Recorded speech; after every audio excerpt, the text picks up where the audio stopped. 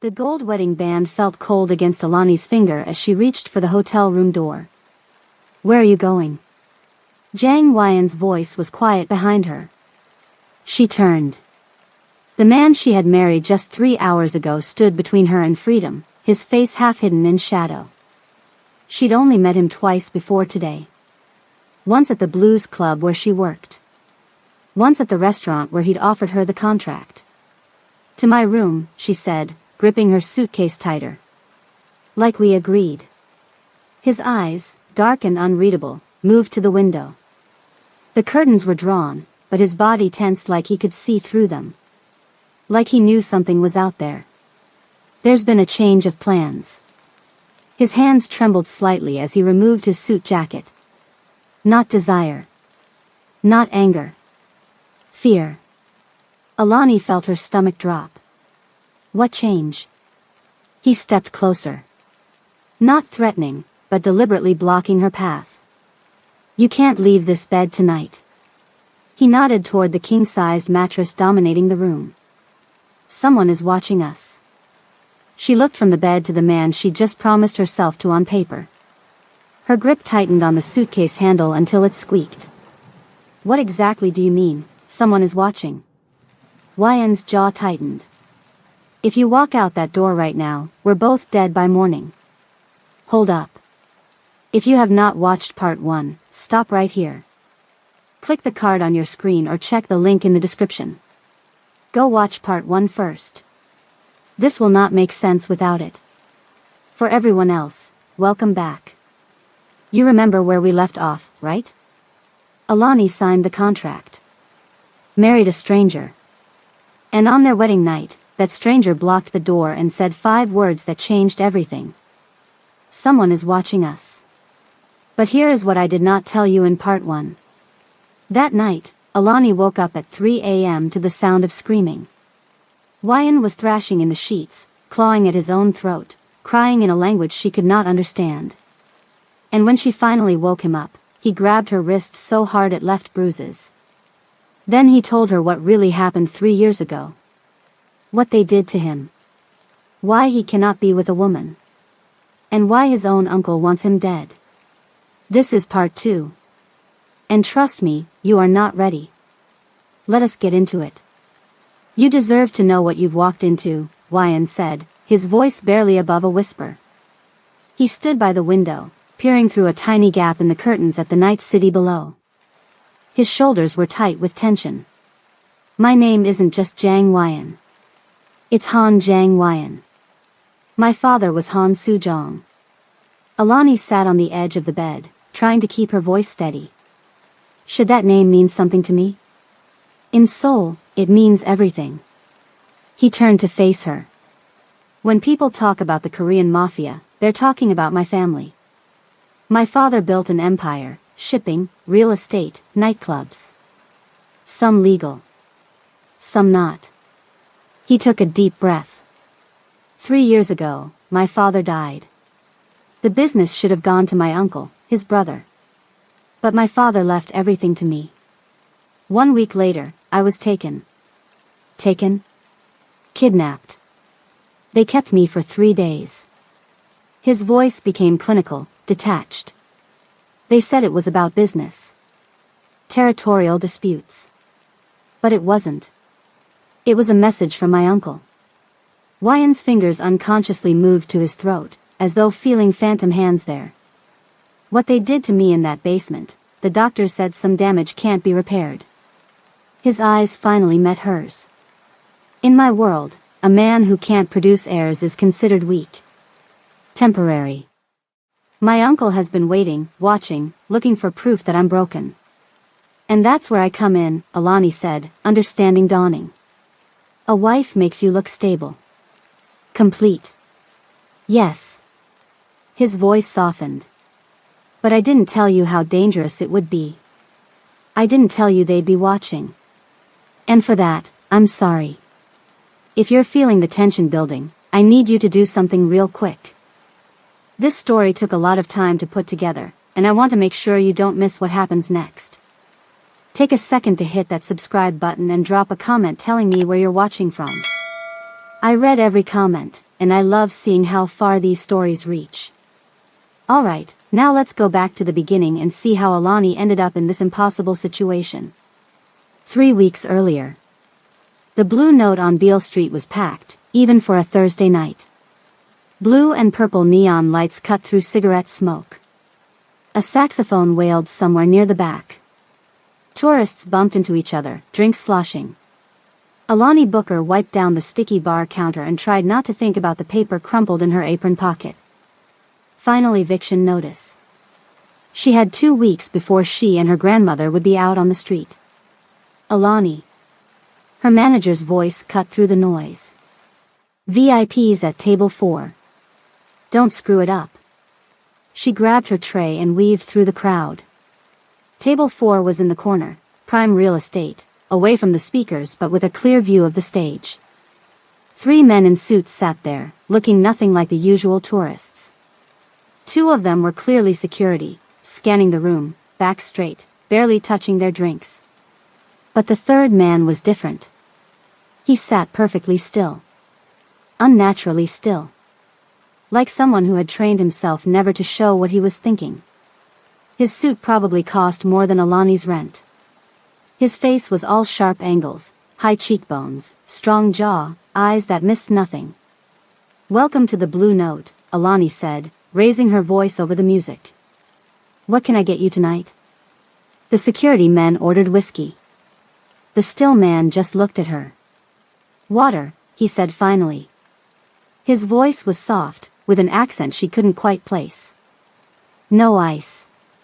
As she wrote it down, she felt him studying her. You've worked here long, he said. Not a question. A statement. 2 years, Alani answered cautiously. Why? The question caught her off guard. Customers didn't usually care why she did anything. I need the money, she said simply. He nodded once, like she'd confirmed something. You don't belong here. Before she could respond to that strange comment, he looked away. Dismissal. She left to get their drinks. The rest of her shift passed in a blur of orders and tips and drunk tourists. But she felt his eyes on her throughout the night. Not in the creepy way she was used to from men in bars. Something different. Assessing. Calculating.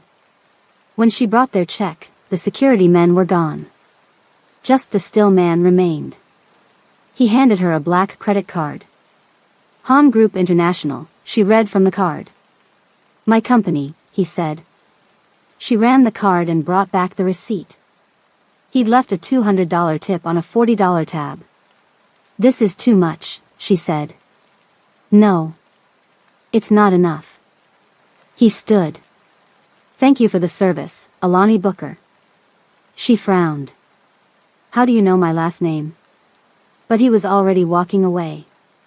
After closing, Alani leaned against the brick wall behind the club, letting the cool night air wash over her. Her phone buzzed. New email. She almost deleted it without looking, probably spam about weight loss or cheap insurance. But the subject line caught her eye. Subject, domestic service opportunity, international placement. She opened it. Confidential recruitment for high-paying domestic position in Seoul, South Korea. Room and board provided. Health benefits include dependent coverage. Memphis recruitment session tomorrow at Juniper House Restaurant, 2 p.m. International work would mean leaving her grandmother. But the email mentioned dependent coverage. Maybe this was the break they needed. She checked the sender. Han Recruitment Services. The same name as the credit card. This wasn't a coincidence. The next day, Alani stood outside Juniper House Restaurant in her only nice blouse and borrowed heels. The place screamed money, crystal chandeliers, white tablecloths, waiters who looked more expensive than the customers. A woman in a dark suit met her at the door. Ms. Booker? This way, please. She was led to a private room where a few other women waited. They all looked nervous. Young. Attractive.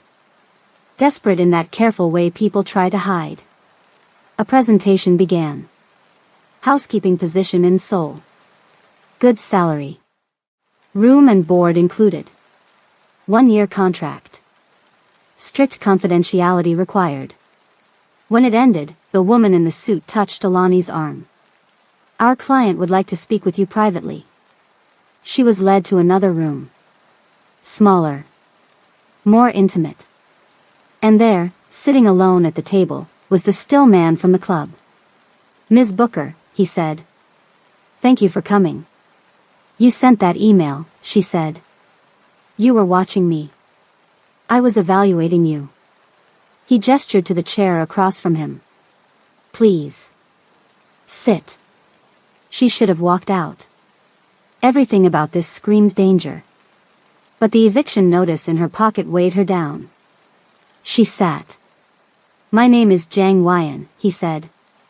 I own several companies in Seoul. He slid a folder across the table. This is not a housekeeping position. This is a marriage contract. Alani stared at him. Excuse me? 1 year, he continued, as if discussing the weather. In public, you would be my wife. Attend events. Be seen at my home. In private, separate rooms. Separate lives. Your own space. Your boundaries respected. She opened the folder. The first page showed a payment schedule that made her dizzy. Why would you need a fake wife? She asked, looking up. You're rich, successful. She gestured at his perfect suit, his confident posture. Something flashed across his face. Something raw and painful that vanished so quickly she might have imagined it. In my position, he said carefully, a man is expected to have a family. Stability. Without it, there are vulnerabilities. So this is about business. Yes. Too quick. A lie. And what exactly is your business, Mr. Jang? He met her eyes. I think you should know exactly what you're walking into. My family's company operates in both legal and illegal spheres. Shipping. Real estate. Entertainment venues. Some call it organized crime. I call it survival. She should have run. Right then.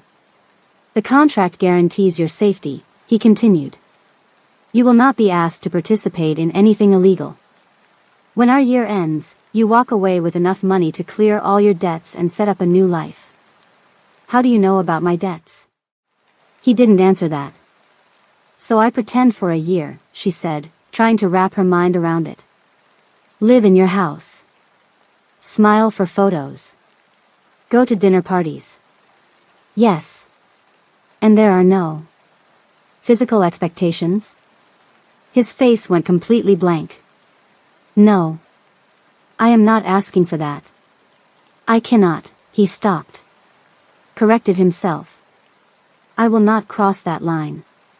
The shift from cannot to will not told her more than he probably intended. Why me? She asked.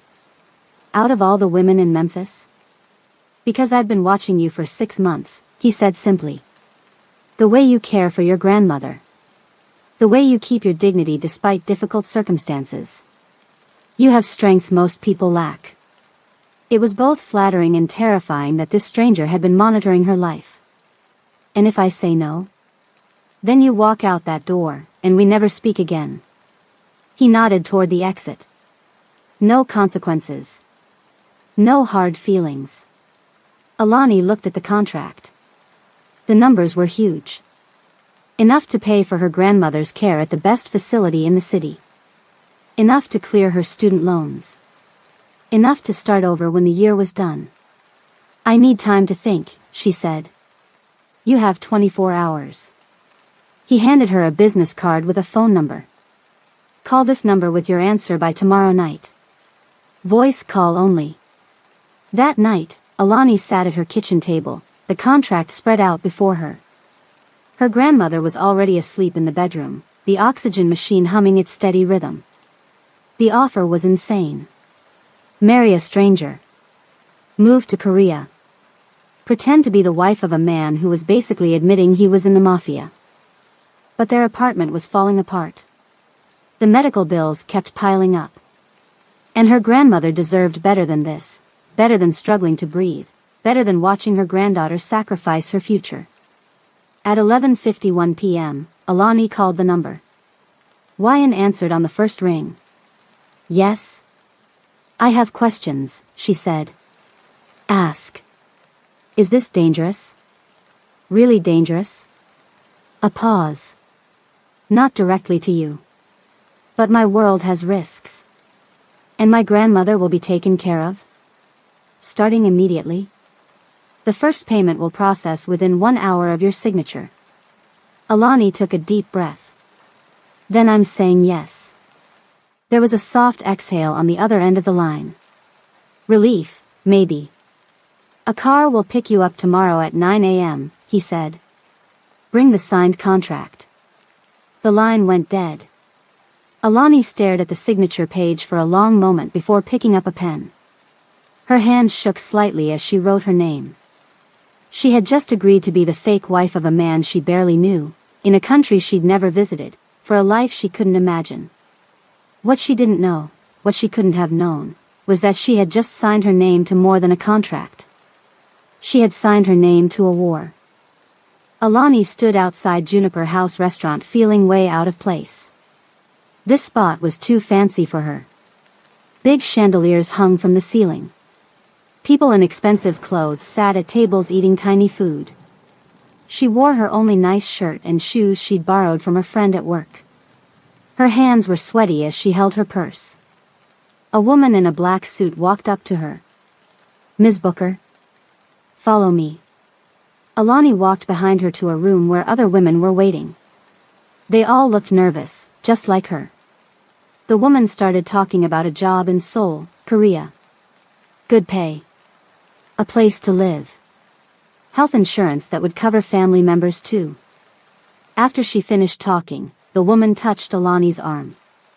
Our client wants to talk to you alone. Alani's heart beat faster as she was led to another room. And there he was, the man from the blues club. He sat at a table, looking serious. You came, he said. You're the client? Alani asked. I thought this was about cleaning houses. That was just to find the right person. He pointed to the chair across from him. Please sit. Alani sat down slowly. Everything about this felt weird, but she stayed anyway. The man put a folder on the table. My name is Jang Wyan. What I'm offering isn't a cleaning job. It's something else. He opened the folder. Inside was a contract, a photo of her, when did he get that, and other papers. I need a wife, he said. Not a real one. Just for show. Alani stared at him. A wife? For 1 year, he explained. In public, you'd be my wife. Go to places with me. Be seen at my house. But in private, you'd have your own space. Your own life. Why would someone like you need to fake being married? Something flashed across his face. Pain, maybe. In my world, a man needs to look stable. Having a wife helps with that. What exactly is your world? She asked. He looked right at her. I own companies in Seoul. Some legal, some not so legal. Some people call it organized crime. Some call it business. She should have run right then. But instead she asked, so this is about making your business look good? Yes. He answered too fast. Like he'd practiced it. Alani looked at the money details in the contract. The numbers were huge. Way more than she'd ever seen. This would pay off all your bills, he said. Your grandmother could get the best care. When our year is done, you'd have enough to start over.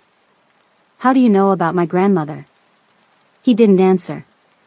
Instead he said, 6 months ago, I saw you on Beale Street. It was raining. An old woman fell. Everyone walked past, but you stopped. You helped her up. Called her a cab. Paid for it yourself. Alani remembered that day. You've been watching me since then? Looking for the right person, he said. Someone who cares about others. Someone strong enough for this job. She swallowed hard. And what exactly would I have to do? Live in my home. Go to places as my wife. That's all. That's all, she repeated.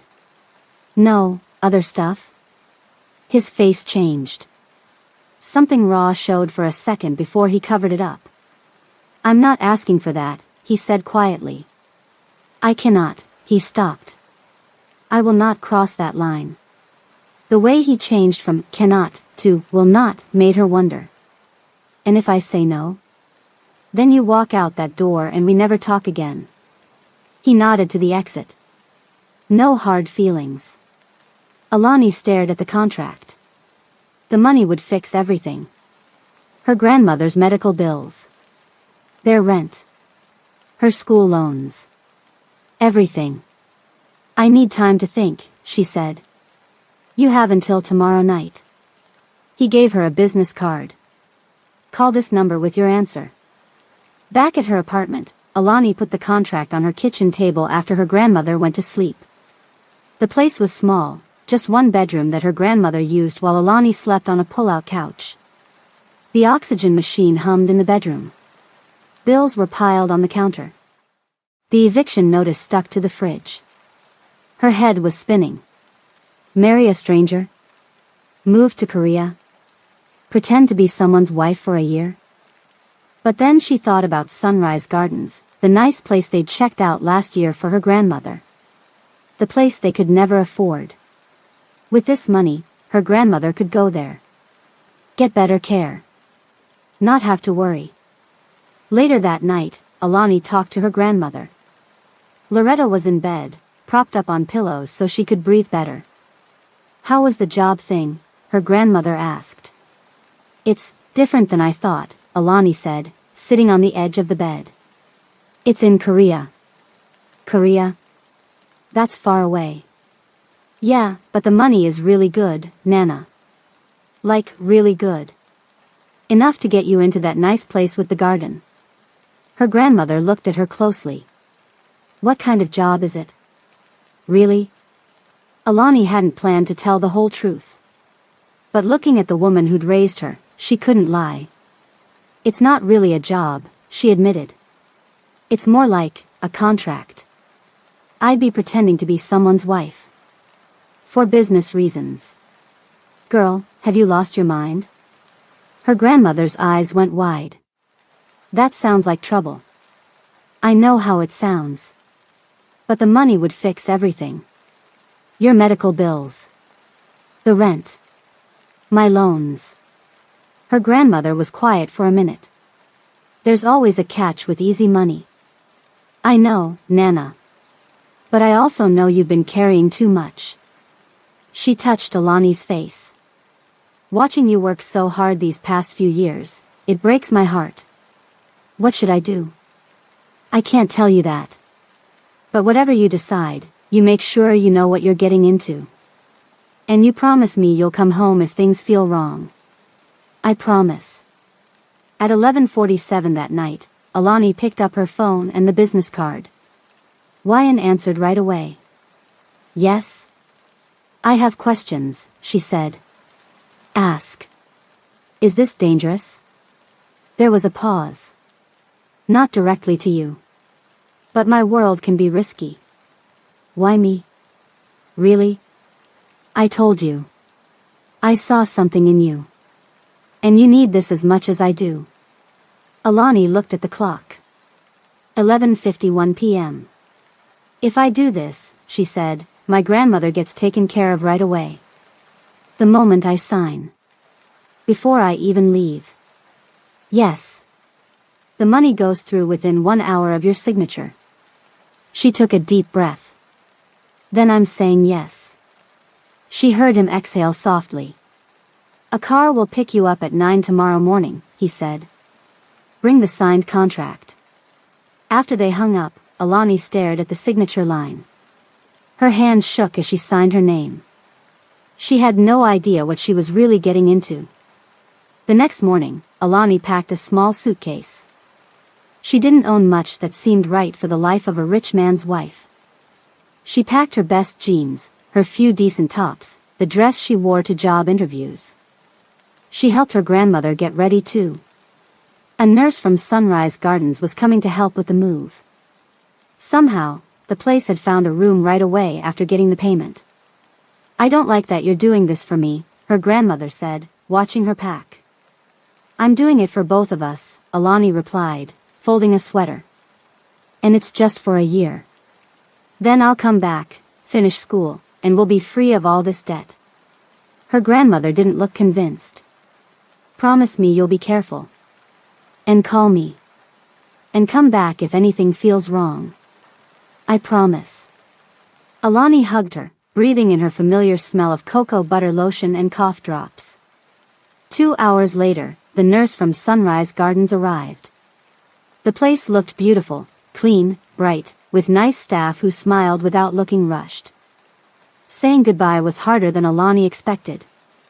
She hugged her grandmother one last time outside her new room. "I love you," she whispered. "I love you more," her grandmother replied. Their usual exchange. "Be smart over there, and remember who you are." Back at their apartment, now just her apartment for a few more hours, Alani finished packing. The place felt emptier without her grandmother there, without the oxygen machine's constant noise. As she zipped her suitcase, her phone buzzed with a text from an unknown number. "Car arriving in 10 minutes. Bring ID for marriage license." Marriage license. The words made it suddenly real. She was going to marry a man she'd met twice. A man with a secret problem in business dealings she didn't fully understand. A man who had somehow changed her life with a single contract. Alani took one last look around the apartment, then picked up her suitcase. Whatever happened next, there was no turning back. She closed the door behind her without locking it. The landlord would clean out whatever she left behind once the rent stopped coming. By then, she'd be on the other side of the world, wearing a stranger's ring. The car waiting downstairs was black with dark windows. The driver wore a suit and didn't smile as he took her suitcase and held the door open. Alani slid into the back seat, the leather cool against her legs. As the car pulled away from the curb, she allowed herself one glance back at the building she'd called home. Then she faced forward toward whatever waited across the ocean with Mr. Jiang. The courthouse sat between a coffee shop and a parking garage. Nothing special about it. Just brick and concrete and wide steps leading to glass doors. Alani sat in the back of the car watching people come and go. Regular people doing regular things like fighting traffic tickets or filing paperwork. Not getting fake married to Korean businessmen they barely knew. "We're here," the driver said, his first words since picking her up. Mr. Jiang was already waiting inside. He wore a dark gray suit that probably cost more than Alani's old car, his posture perfect as he spoke quietly with another man in a similar suit. When he saw her, he didn't smile exactly, but his expression softened slightly. "You came," he said, as if he'd half expected her to change her mind. "I signed the contract," she reminded him. He nodded once. "This is Miho. He handles legal matters." Miho gave her a slight bow. "Ms. Booker, the judge is ready for us." It all felt so normal. No one looked at them strangely. No one questioned why a young black woman from Memphis was marrying a Korean businessman she'd met 2 days ago. Miho had papers ready, answers prepared. Everything moved with the efficiency of a well-oiled machine. The courtroom was small with wooden benches and fluorescent lights that made everyone look tired. A middle-aged judge shuffled papers at her desk, barely glancing up as they entered. "Jiang and Booker?" she asked. "Yes, Your Honor," Miho answered. 2 more men in suits, Mr. Jiang's employees apparently, stood as witnesses. No one from Alani's side. No family, no friends. Just strangers in a room watching her sign her name over and over. "Do you have rings?" the judge asked, sounding bored. Miho handed over a small velvet box. "Wait, rings? Alani hadn't thought about rings. Mr. Jang opened the box. Inside sat 2 simple gold bands. Nothing flashy, nothing with diamonds, just plain gold circles that would tell the world they belonged to each other. The judge rushed through the ceremony like she was reading a grocery list. "Do you, Jang Wyan, take this woman?" "I do," he said, voice clear and certain. "Do you, Alani Booker, take this man?" Alani's mouth felt dry. "I do." "Exchange rings." Mr. Jang's fingers were cool as they brushed against hers. The ring slid onto her finger, a perfect fit. How did he know her size? She took his ring from the box, noticing a slight tremble in his hand as she slipped it onto his finger. For a flash, she wondered if he'd done this before, hired fake wives when needed. The thought disappeared as the judge spoke again. "By the power vested in me by the state of Tennessee, I pronounce you husband and wife." "No, you may kiss the bride." Thank goodness. Just like that, Alani was married. Mrs. Jang. The name felt foreign in her head. They signed the marriage certificate, the witnesses signed, and the judge stamped it with the same enthusiasm she might stamp a parking validation. "Congratulations," she said without looking up. Next case. Outside the courtroom, Miho handed Alani a folder containing copies of everything they just signed. "Your passport has been expedited," he explained. "It will arrive this afternoon with your visa. The flight to Seoul leaves tonight at 11 p.m. Tonight? That was fast. Mr. Jang checked his watch. "We have a suite at the Riverfront Hotel. You can rest there before the flight." His business tone made it clear this was just another transaction for him. Hire wife. Sign papers. Get married. Fly to Korea. Check, check, check. The drive to the hotel was quiet. Alani sat beside Mr. Jang in the back seat while Miho took the front. Outside, Memphis went about its day, unaware that she had just tied herself to a stranger for the next year. The gold band felt heavy on her finger. She kept touching it, turning it, not used to its weight. "Is it uncomfortable?" Mr. Jang asked, noticing her fidgeting. "Just new," she replied.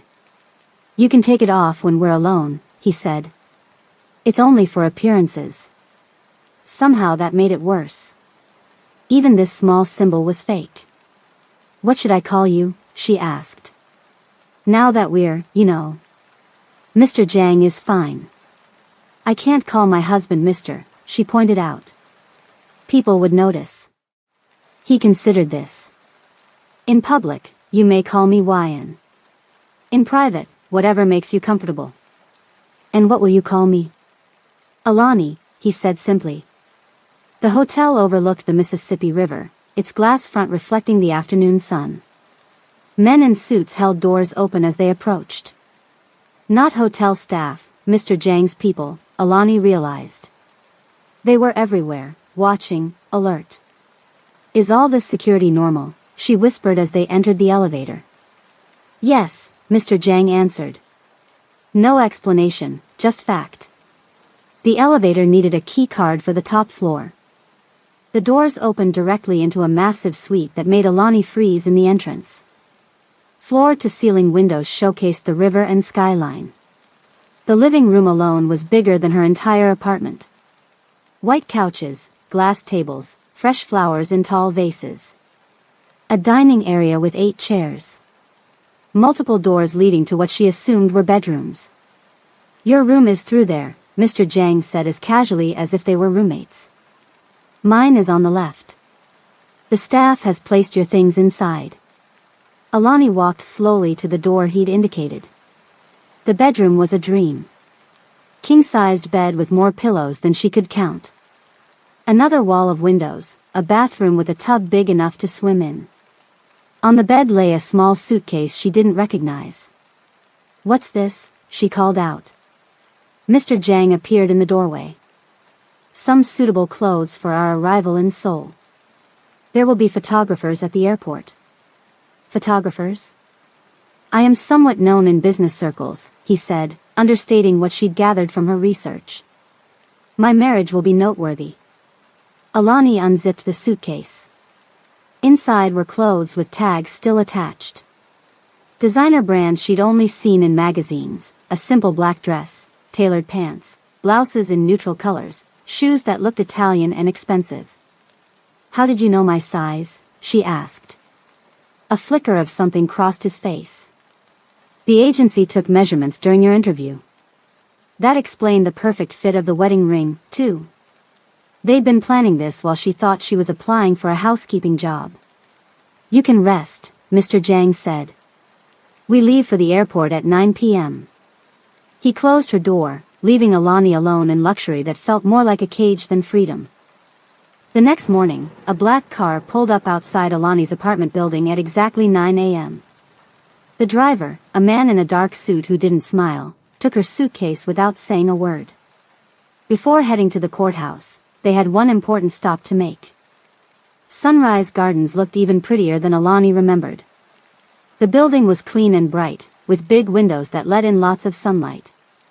Flowers bloomed along the walkways. A small pond shimmered in the garden area, with benches placed around it for people to sit and enjoy the view. Inside, the staff greeted them warmly. Somehow, they'd found a room for her grandmother right away after getting the payment. Money really did talk. Alani helped her grandmother unpack her things. Loretta's new room was much nicer than their old apartment. It had a big window overlooking the garden, a comfortable bed, and even a small sitting area with a TV. This place is too fancy for me, her grandmother said, but Alani could see she was pleased. You deserve it, Nana, Alani replied, arranging her grandmother's photos on the dresser. She placed the Bible and the quilt her grandfather had given Loretta for their 40th anniversary on the bed. A nurse came in to go over the daily schedule. 3 meals a day in the dining room. Activities in the common areas. Doctors on call 24/7. Medication delivered right to her room. It all sounded perfect. So why did Alani feel like crying? When it was time to leave, Alani hugged her grandmother tightly. I love you, baby, Loretta said, her voice muffled against Alani's shoulder. I love you more, Nana, Alani replied. Their usual exchange. Be smart over there, her grandmother added, pulling back to look her in the eye. And remember who you are. Alani nodded, not trusting herself to speak. This was the hardest goodbye she'd ever said. As the car pulled away, she watched her grandmother through the window, standing at the entrance of Sunrise Gardens, looking smaller somehow. Alani kept watching until they turned a corner and she couldn't see her anymore. The Memphis courthouse wasn't anything special. Just a big brick building wedged between a coffee shop and a parking garage. People came and went, handling everyday business. Fighting traffic tickets. Filing paperwork. Getting divorced. And, in Alani's case, getting married to a man she barely knew. Mr. Zhang, Yan, was already waiting inside. He wore a dark gray suit that probably cost more than everything Alani owned put together. His face was calm, but she noticed how his eyes kept scanning the room, like he was looking for something. Or someone. You're here, he said when he saw her, sounding a little surprised. I signed the contract, she reminded him. He nodded once. This is Miho. He handles the legal matters. A man in a similar expensive suit gave Alani a small bow. Ms. Booker, the judge is ready for us. Everything moved quickly after that. Miho had all the paperwork ready. 2 men who worked for Yan stood as witnesses. No one was there for Alani. No family. No friends. Just strangers watching her sign her name again and again. The courtroom was small, with wooden benches and harsh fluorescent lights that made everyone look tired. The judge, a middle-aged woman with reading glasses, barely looked up as they entered. Zhang and Booker, she asked, sounding bored. Yes, Your Honor, Miho answered. The ceremony itself took less than 5 minutes. The judge rushed through the words like she was reading a grocery list. Do you, Zhang Yan, take this woman to be your lawfully wedded wife? I do, he said, his voice clear and certain. Do you, Alani Booker, take this man to be your lawfully wedded husband? Alani's mouth went dry. This was happening. This was really happening. I do, she said. Do you have rings? The judge asked. Rings? Alani hadn't thought about rings. Miho handed over a small velvet box. Wyan opened it to reveal 2 simple gold bands. Nothing fancy or flashy. Just plain gold circles. Exchange rings, the judge instructed. Wyan's fingers were cool as they brushed against Alani's hand. The rings slid onto her finger perfectly. How did he know her size? She took his ring from the box and noticed a slight shake in his hand as she slipped it onto his finger. For a moment, she wondered if he'd done this before. If there had been other women, other fake wives. By the power vested in me by the state of Tennessee, I pronounce you husband and wife, the judge said. No, you may kiss the bride. Thank goodness. They signed the marriage certificate. The witnesses signed. The judge stamped it with the same enthusiasm she might stamp a parking ticket. Congratulations, she said without looking up. Next case. Just like that, Alani was married. Mrs. Jang. The name felt strange in her head. Outside the courtroom, Miho handed her a folder containing copies of everything they just signed. Your passport has been processed quickly, he explained. It will arrive this afternoon with your visa. The flight to Seoul leaves tonight at 11 p.m. Tonight? That was fast. Wyan checked his watch. We have a suite at the Riverfront Hotel. You can rest there before the flight. The way he said it made it clear this was just business for him. Hire wife. Sign papers. Get married. Fly to Korea. Done.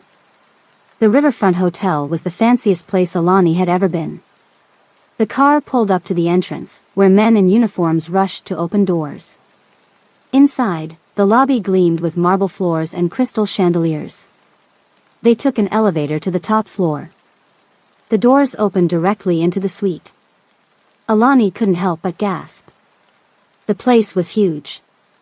Floor-to-ceiling windows showed the Mississippi River and the Memphis skyline. The living room alone was bigger than her entire apartment had been. White couches. Glass tables. Fresh flowers in tall vases. Multiple doors led off to what she guessed were bedrooms. Your room is through there, Wyan said, pointing to a door on the right. Mine is on the left. Staff has already put your things inside. Alani walked to her room in a daze. It was beautiful. A king-sized bed with more pillows than she could count. Another wall of windows. A bathroom with a tub big enough to swim in. On the bed sat a small suitcase she didn't recognize. What's this? She called out. Wyan appeared in the doorway. Some suitable clothes for our arrival in Seoul. There will be photographers at the airport. Photographers? I am somewhat known in business circles, he said. My marriage will be noticed. Alani unzipped the suitcase. Inside were clothes with tags still attached. Designer brands she'd only seen in magazines. A simple black dress. Pants and tops in neutral colors. Shoes that looked expensive. How did you know my size? She asked. A strange look crossed his face. The agency took measurements during your interview. So they'd been planning this while she thought she was applying for a housekeeping job. They'd been measuring her for a wedding. You can rest, Wyan said. We leave for the airport at 9 p.m. He closed the door, leaving Alani alone in a luxury that somehow felt more like a cage than freedom. She showered using fancy soap that smelled like lemons. The hot water helped clear her head, but questions kept swirling. What would Seoul be like? What would Wyan's home be like? What would she actually be doing all day as a fake wife? When she came out of the bathroom wrapped in a plush robe, her phone had a text from her grandmother, made it to lunch. Room is nice. Nurse Jackie is a character. Call when you can. Attached was a photo of her grandmother sitting by the window in her new room, looking both nervous and pleased. At least that part of the arrangement was working out. Alani called and spoke with her for a few minutes, keeping her voice light, skipping over the details of her quick wedding. She'd tell her grandmother the full truth eventually, but not now. Not over the phone with Wyan potentially listening. I'm flying out tonight, she told her. I'll call when I land.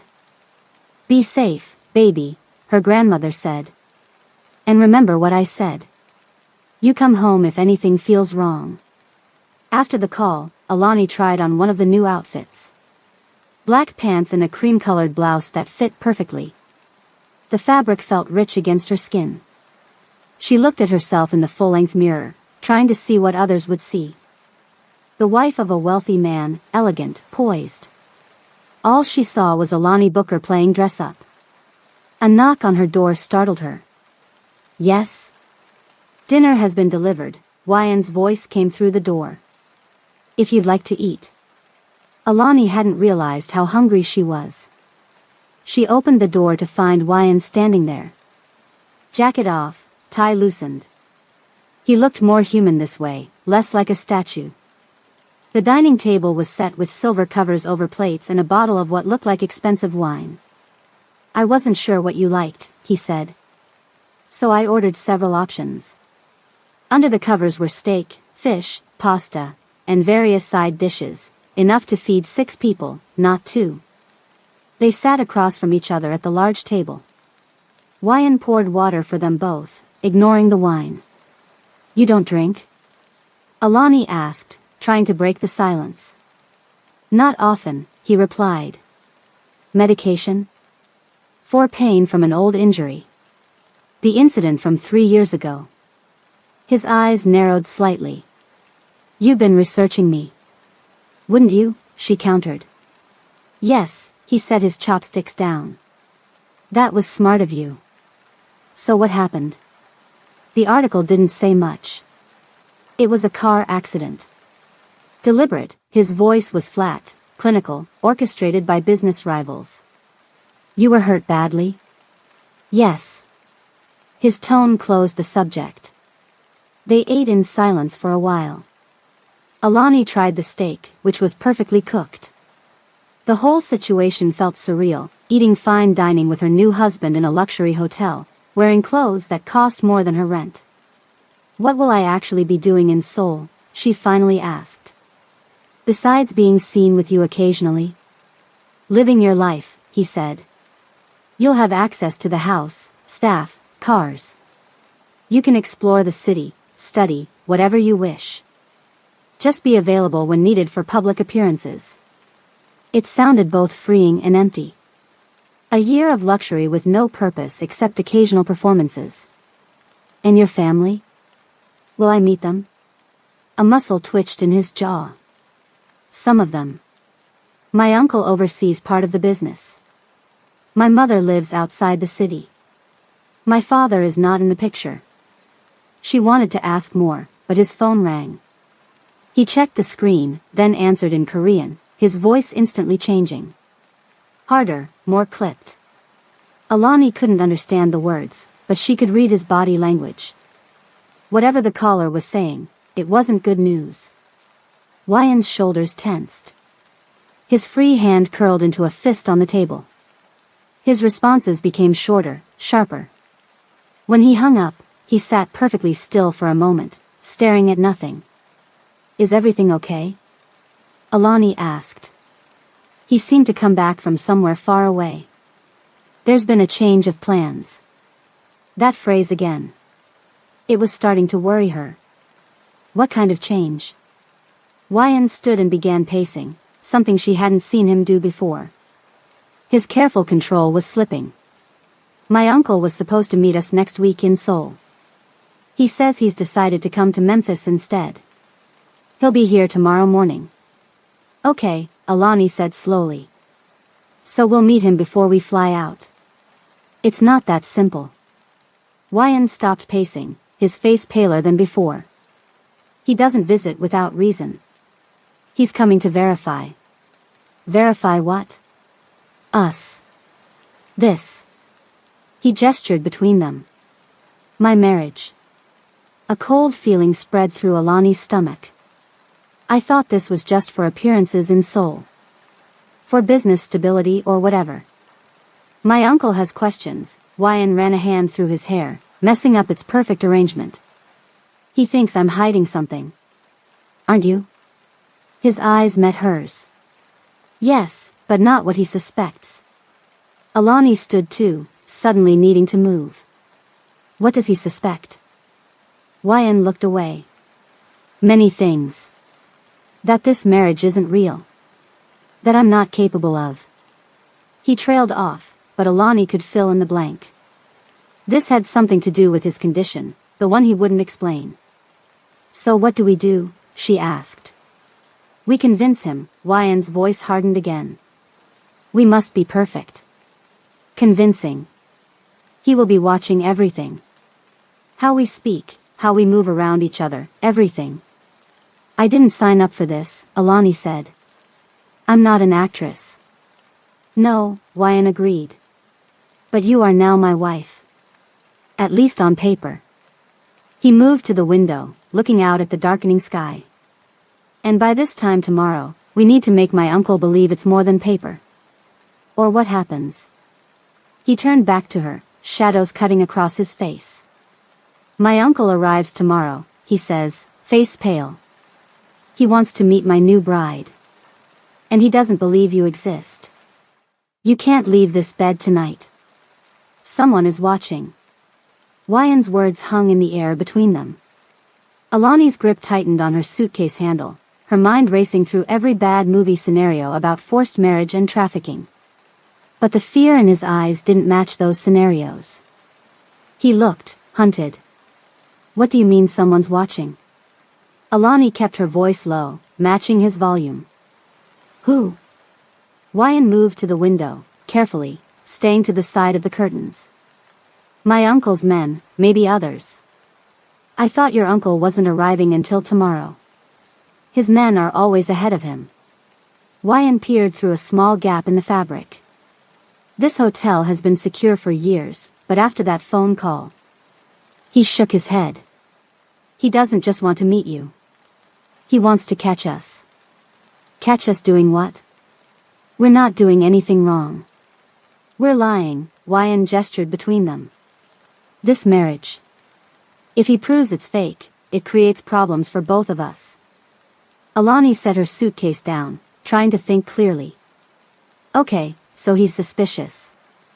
But watching our hotel room? That's crazy. In my world, it's Tuesday. Wyan's attempt at humor fell flat. My uncle doesn't trust easily. When my father died, there were struggles for control. My uncle thinks I'm not strong enough to lead the family business. And a wife proves you're strong? A wife proves stability. Continuation of the family line. His voice tightened on the last part. So what exactly are you saying we need to do tonight? Alani crossed her arms defensively. Share the bed. Sleep. Nothing more. He looked almost embarrassed.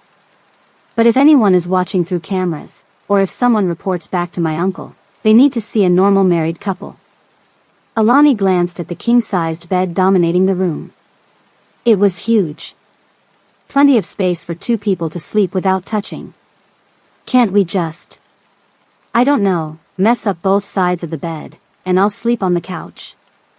The suite may be bugged too, he said quietly. Sound, not just video. Alani rubbed her forehead, feeling a headache coming on. This is way more than I signed up for. I know. For the first time, Wyan's businessman facade cracked slightly. He looked tired. And I'm sorry. But tonight is important. If we convince them now, it buys us time. Alani considered her options. She could refuse, break the contract, go home, back to unpaid bills, her grandmother's move interrupted, debt collectors calling. Or she could spend one awkward night sharing a bed with a stranger and wake up with the contract and the money still intact. Fine, she said finally. But we're setting some ground rules.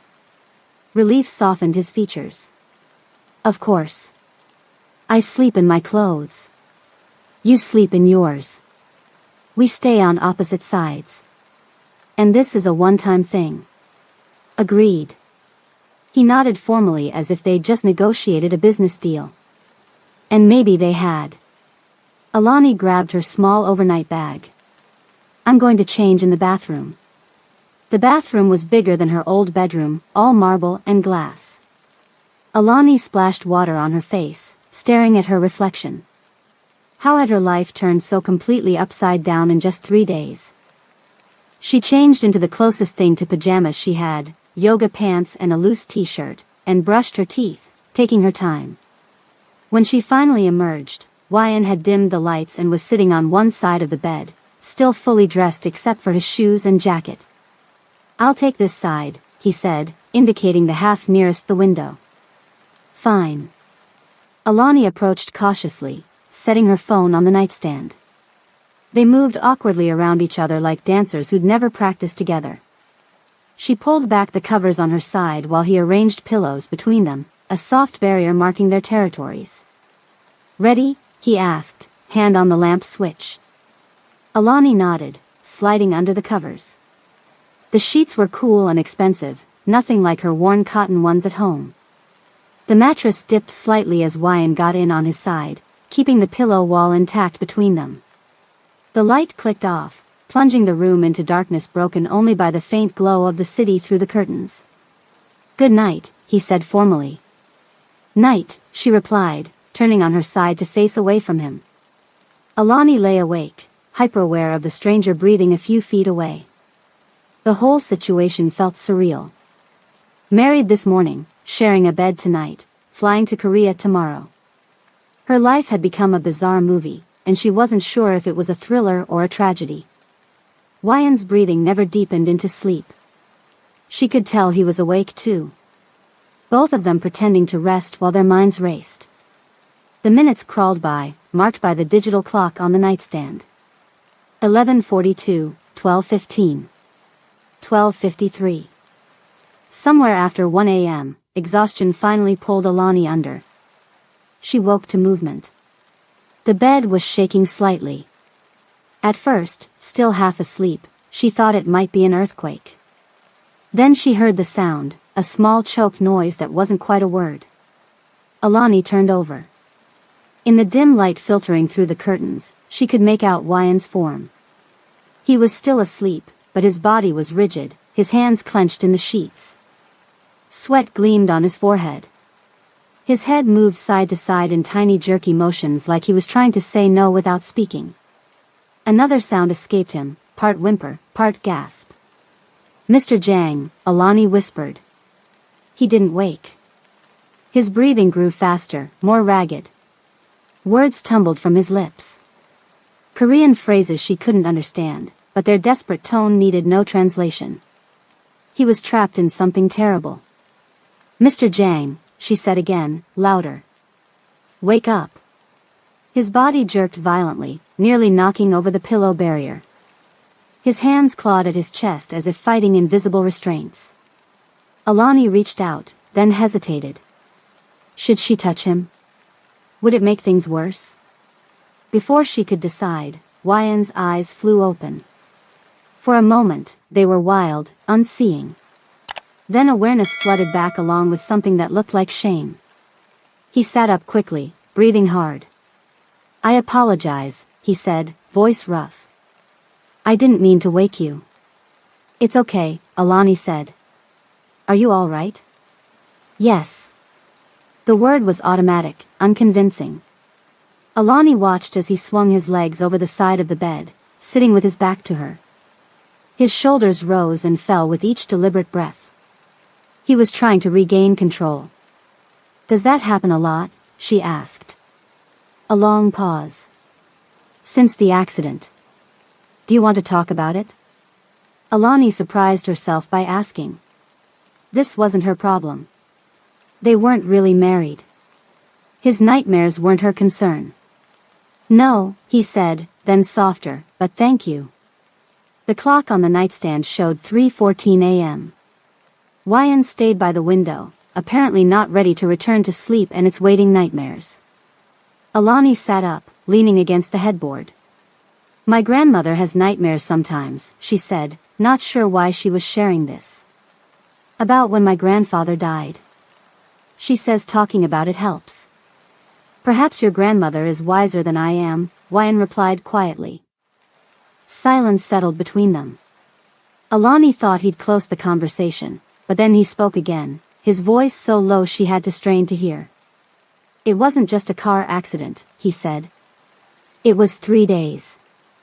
3 days? They held me for 3 days before staging the accident. His fingers made air quotes around the word. The crash was to cover what happened before. Alani's stomach tightened. They kidnapped you. A business disagreement, his tone was flat, as if discussing whether. My father had recently died. Leadership was contested. Your uncle? Wyan's shoulders stiffened. Not directly. A rival family. But my uncle didn't stop it. Didn't pay what they asked. 3 days became very long. Alani couldn't imagine what very long meant in this context. Didn't want to. I'm sorry, she said. The words felt inadequate. Wyan turned from the window, his face in shadow. The doctor said some damage was permanent. Physical. Neurological. He paused. When I returned, rumors started. Questions about whether I could still lead, whether I could continue the family line. And there it was, the unspoken thing at the center of their arrangement. That's why you need a wife, Alani said slowly. To stop the rumors. A wife buys time, he agreed. Expectations for children won't come immediately. And after a year, when our contract ends, a tragic divorce. Or an accident. His voice was cool, practical. Alani hugged her knees to her chest, processing. This man had been kidnapped, tortured, and left with permanent damage. Now he was fighting to hold on to control of a family business that operated partly outside the law. And she was caught in the middle. You should have told me this before I signed, she said. Would you have signed if I had? The honest answer was no. And they both knew it. Get some sleep, Wyan said, moving away from the window. Tomorrow will be difficult with my uncle. What about you? I rarely sleep after. He gestured vaguely to the bed, to the nightmare still lingering there. Try, Alani said. I'm a light sleeper. If it happens again, I'll wake you. Something flickered across his face. Surprise. Maybe gratitude. He nodded once and returned to his side of the bed, carefully rebuilding the pillow barrier that had been disturbed. They lay back down, further apart than before, both staring at the ceiling. Thank you, Wyan said after a while, so quietly she almost missed it. Alani didn't answer, pretending to be already asleep. She wasn't ready to acknowledge the strange intimacy of what had just happened. Not the physical closeness, but the revelation. She'd glimpsed the broken pieces beneath Wyan's perfect surface. She lay awake long after his breathing finally deepened into sleep, turning over everything she'd learned. His enemies hadn't just tried to kill him. They'd taken something from him, something central to how men in his world measured power. And now they were watching, waiting for any sign of weakness to finish what they'd started.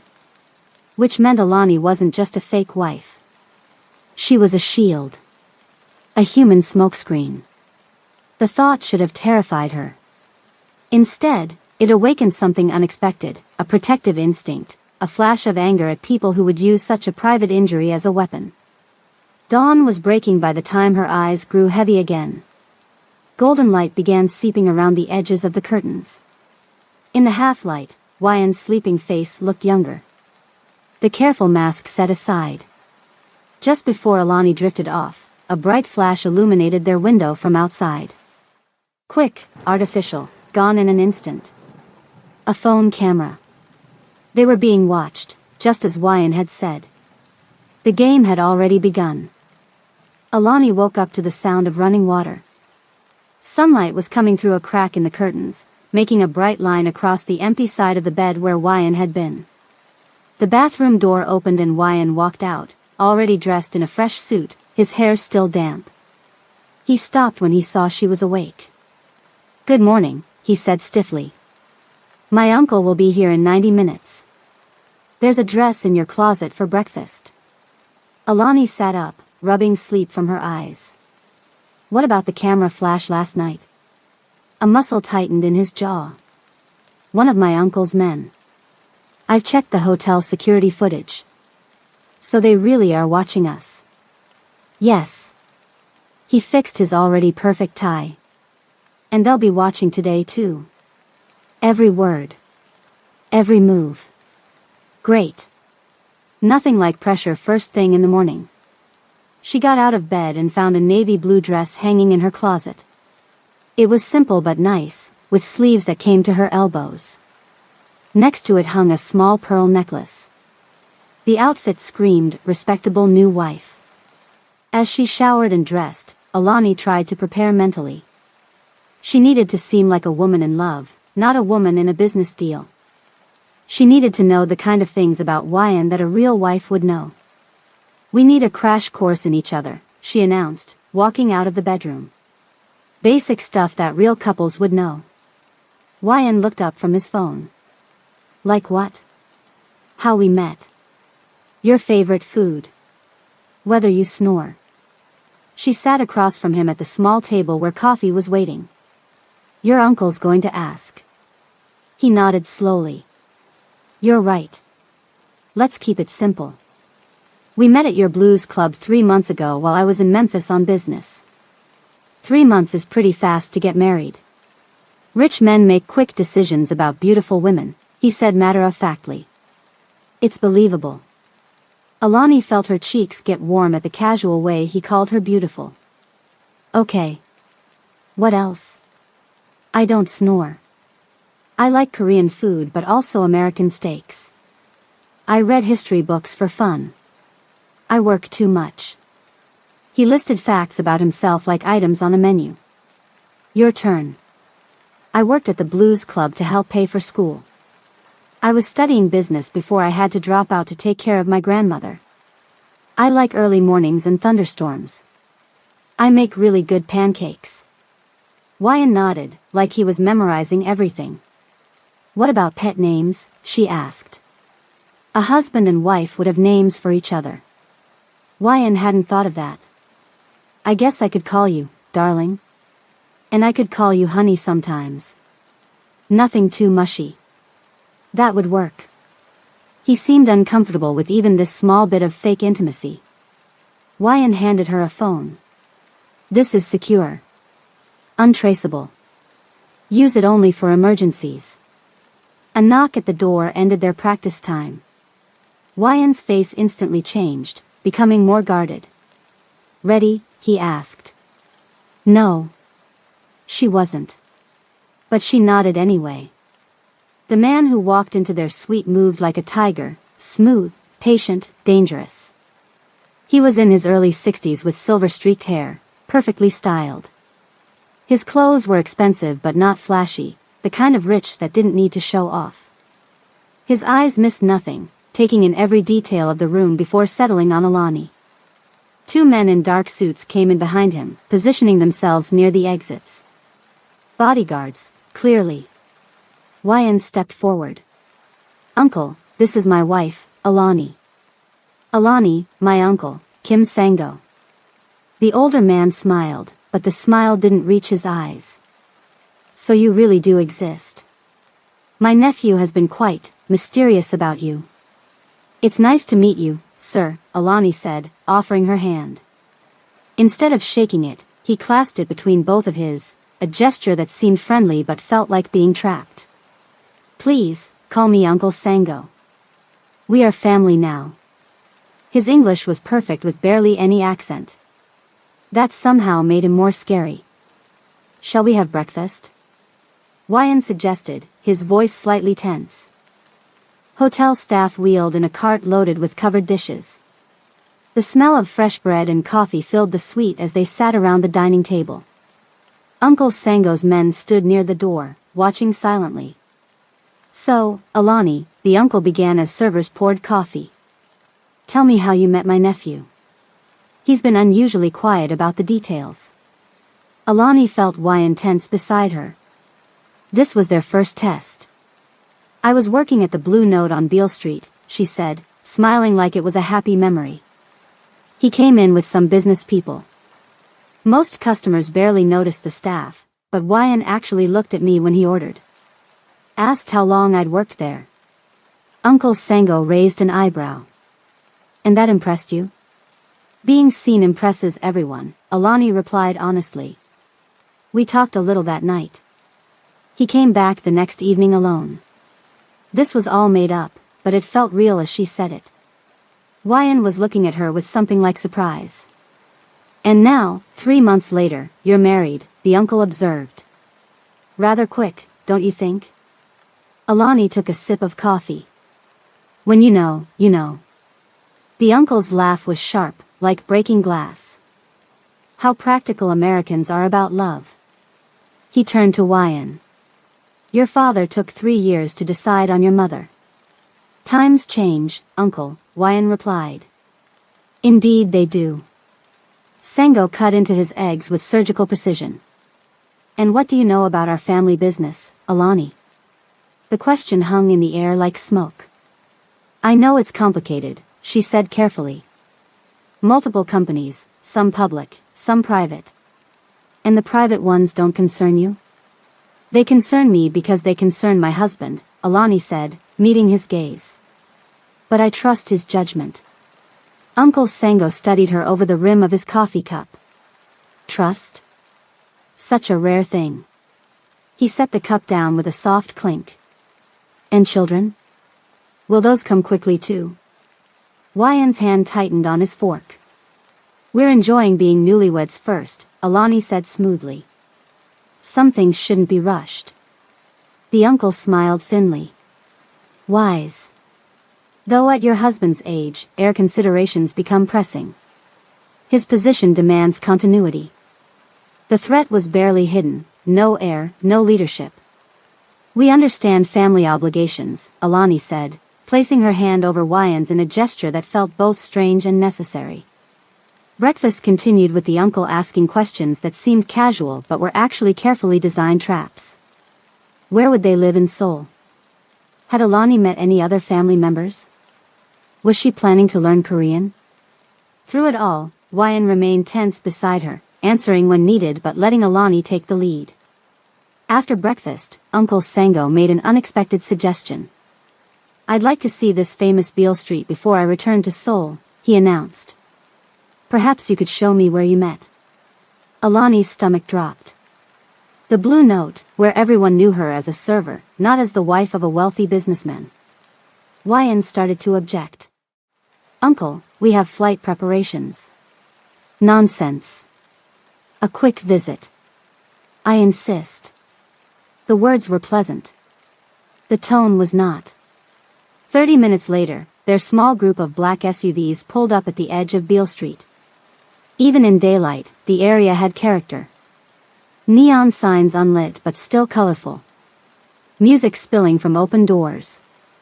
Tourists mixing with locals. Alani felt dizzy walking into the Blue Note as a customer. Wyan's hand at the small of her back. Uncle Sango following with his men. The lunch crowd was thin, but several staff members were setting up, including Marcus, her former manager. His eyes widened when he saw her. Alani. Didn't expect to see you back so soon. Before she could respond, Uncle Sango stepped forward. You know my nephew's wife? Marcus looked between them, confusion clear on his face. Wife? Alani, you got married? The moment felt like walking on thin ice. Wyan's hand pressed slightly harder against her back. It was sudden, Alani said, smiling. Remember that night I served Mr. Jang and his colleagues? Well. She leaned into Wyan slightly, playing the smitten newlywed. Sometimes life surprises you. Marcus still looked bewildered but nodded. Congratulations. Can I get you folks a table? They were seated at the same corner table where Alani had first served Wyan and his associates. The irony wasn't lost on her. Uncle Sango ordered whiskey despite the early hour. Wyan asked for water. Alani could feel her former co-workers glancing their way, whispering. So this is where it began, Uncle Sango said, looking around dismissively. Quite atmospheric. The music is better at night, Alani said. I'm sure. The uncle swirled his whiskey. Tell me, Alani, what was it about my nephew that captured your heart? Besides the obvious financial advantages. Wyan stiffened beside her. Uncle. No, I want to hear from your wife. Uncle Sango's smile was sharp. What did you love first about Wyan? It was a trap. Say something too personal and it would sound fake. Say something too obvious and it would sound mercenary. Alani thought about the man beside her. The careful way he hung up his jacket. The nightmares that shook his body. The vulnerability he'd shown at 3 a.m. His control, she said finally. The way he holds himself like he's carrying something heavy but never complains. She looked directly at Wyan, not the uncle. The way he seems cold until you realize he's just careful with himself. With others. Wyan's eyes widened slightly. For a moment, the mask slipped, showing genuine surprise. Uncle Sango's expression didn't change, but something in his eyes did. Interesting observation for a new wife. I pay attention, Alani replied. And what else have you noticed about my nephew? Another test. Alani thought about what a real wife would know. He takes his coffee black but adds sugar when he thinks no one's looking, she improvised. He sleeps on his right side. He checks his watch when he's uncomfortable. Not because he cares about the time. Wyan was looking at her strangely now. The details were made up, but somehow accurate. Uncle Sango leaned back, studying them both. And have you learned about his medical concerns? The air seemed to vanish from the room. Wyan went completely still. I know everything I need to know, Alani said, her voice steady despite the anger blooming inside her at the casual cruelty of the question. Everything? Uncle Sango pressed. Everything that matters between a husband and wife, Alani replied, meeting his gaze without flinching. A heavy silence fell over the table. Your loyalty is admirable, the uncle finally said. Whether it's earned or purchased. Wyan's hand found hers under the table, squeezing once in silent thanks. The rest of the visit passed in a blur. More questions. Veiled comments. Uncle Sango studying every interaction between them like a scientist watching lab rats. When they finally returned to the hotel, the uncle prepared to leave for the airport. I'll see you both in Seoul, he said, shaking Wyan's hand firmly. Family dinner next week. He turned to Alani, taking her hand in both of his again. Welcome to our family, my dear. I hope you understand what you've married into. His smile didn't reach his eyes. Remember, in our world, appearances can be. He paused. Deceiving. The threat was clear. I'm not convinced. After the uncle and his men departed, silence filled the suite. Wyan walked straight to the bar and poured himself a drink, something he'd said he rarely did. His hand shook visibly as he lifted the glass. Alani sank onto the couch, suddenly exhausted. That was intense. You did well, Wyan said without looking at her.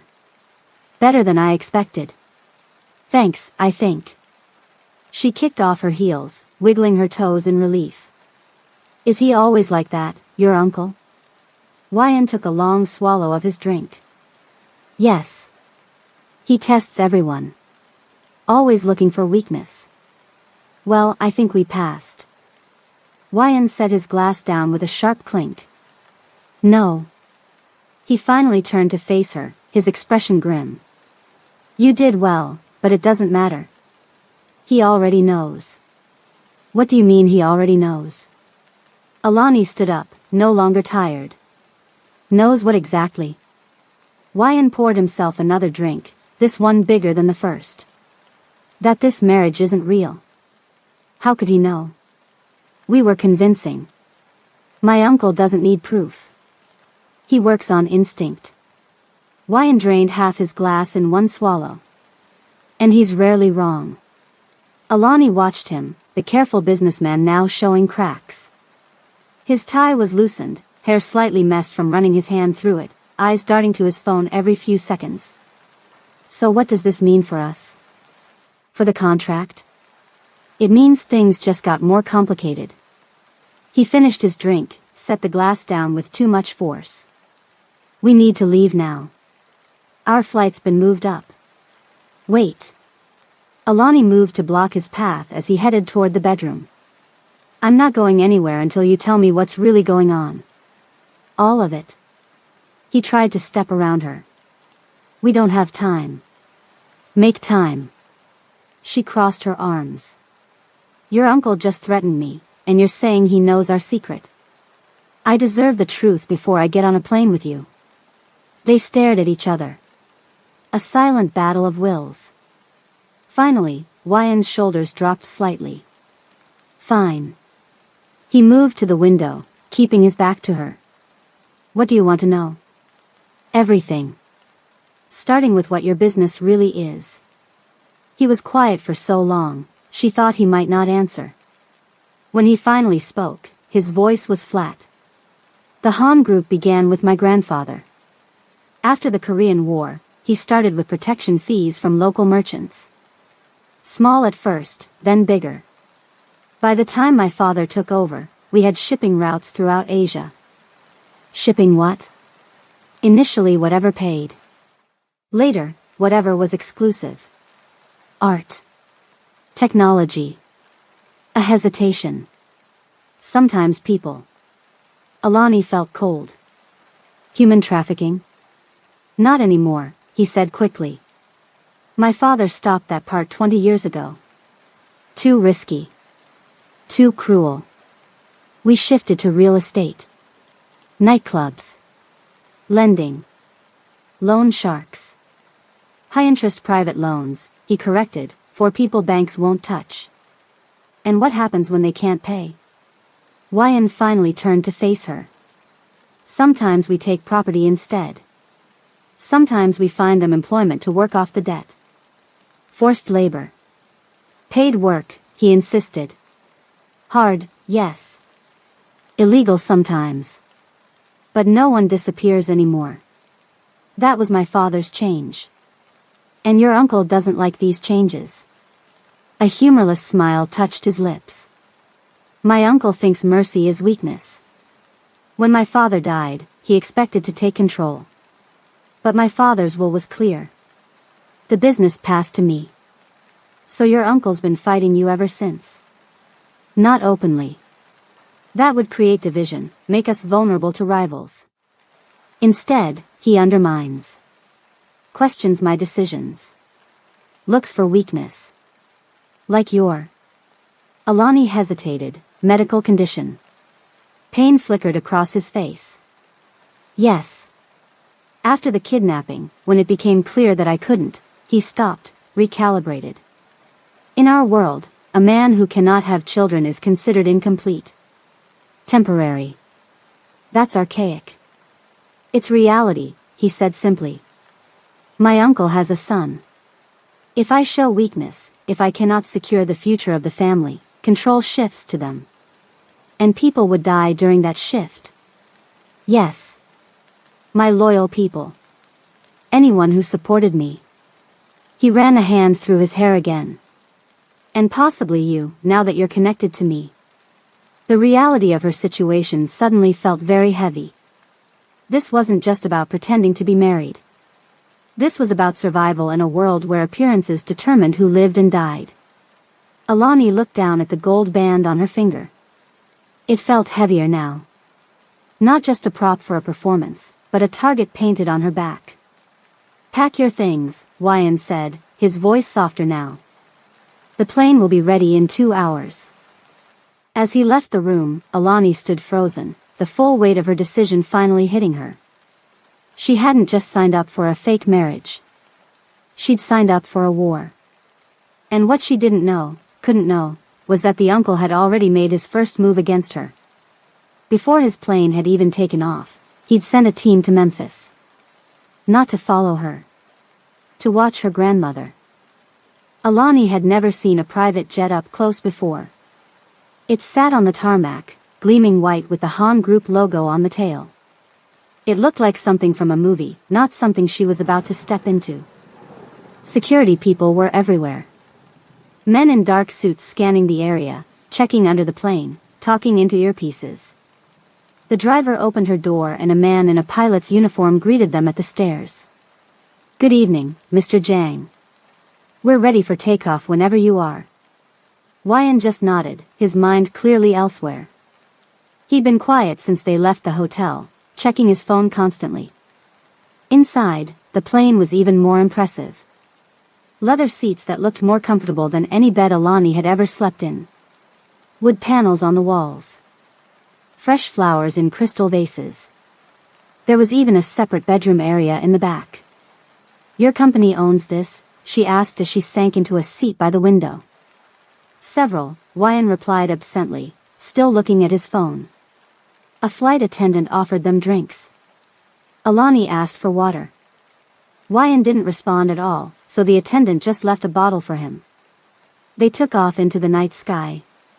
Memphis's lights spread out below them like scattered jewels, then faded as they climbed higher. Alani watched until there was nothing to see but darkness. 14 hours to Seoul. 14 hours trapped in a metal tube with a man she'd married yesterday but barely knew. A man whose uncle wanted to destroy him. A man with secrets that kept piling up. She tried to sleep, but couldn't. Her mind kept replaying the uncle's visit. The thinly veiled threats. The way he'd looked at her, like he was trying to find the weak point in her armor. 3 hours into the flight, Alani noticed something was wrong with Wyan. His breathing had changed. It was too fast, too shallow. His knuckles were white where he gripped the armrest. His face had gone pale. She recognized the signs. Her cousin had come back from Afghanistan with panic attacks that looked just like this. Without saying anything, she moved to the seat beside him. He didn't seem to notice her. His eyes were fixed on something only he could see.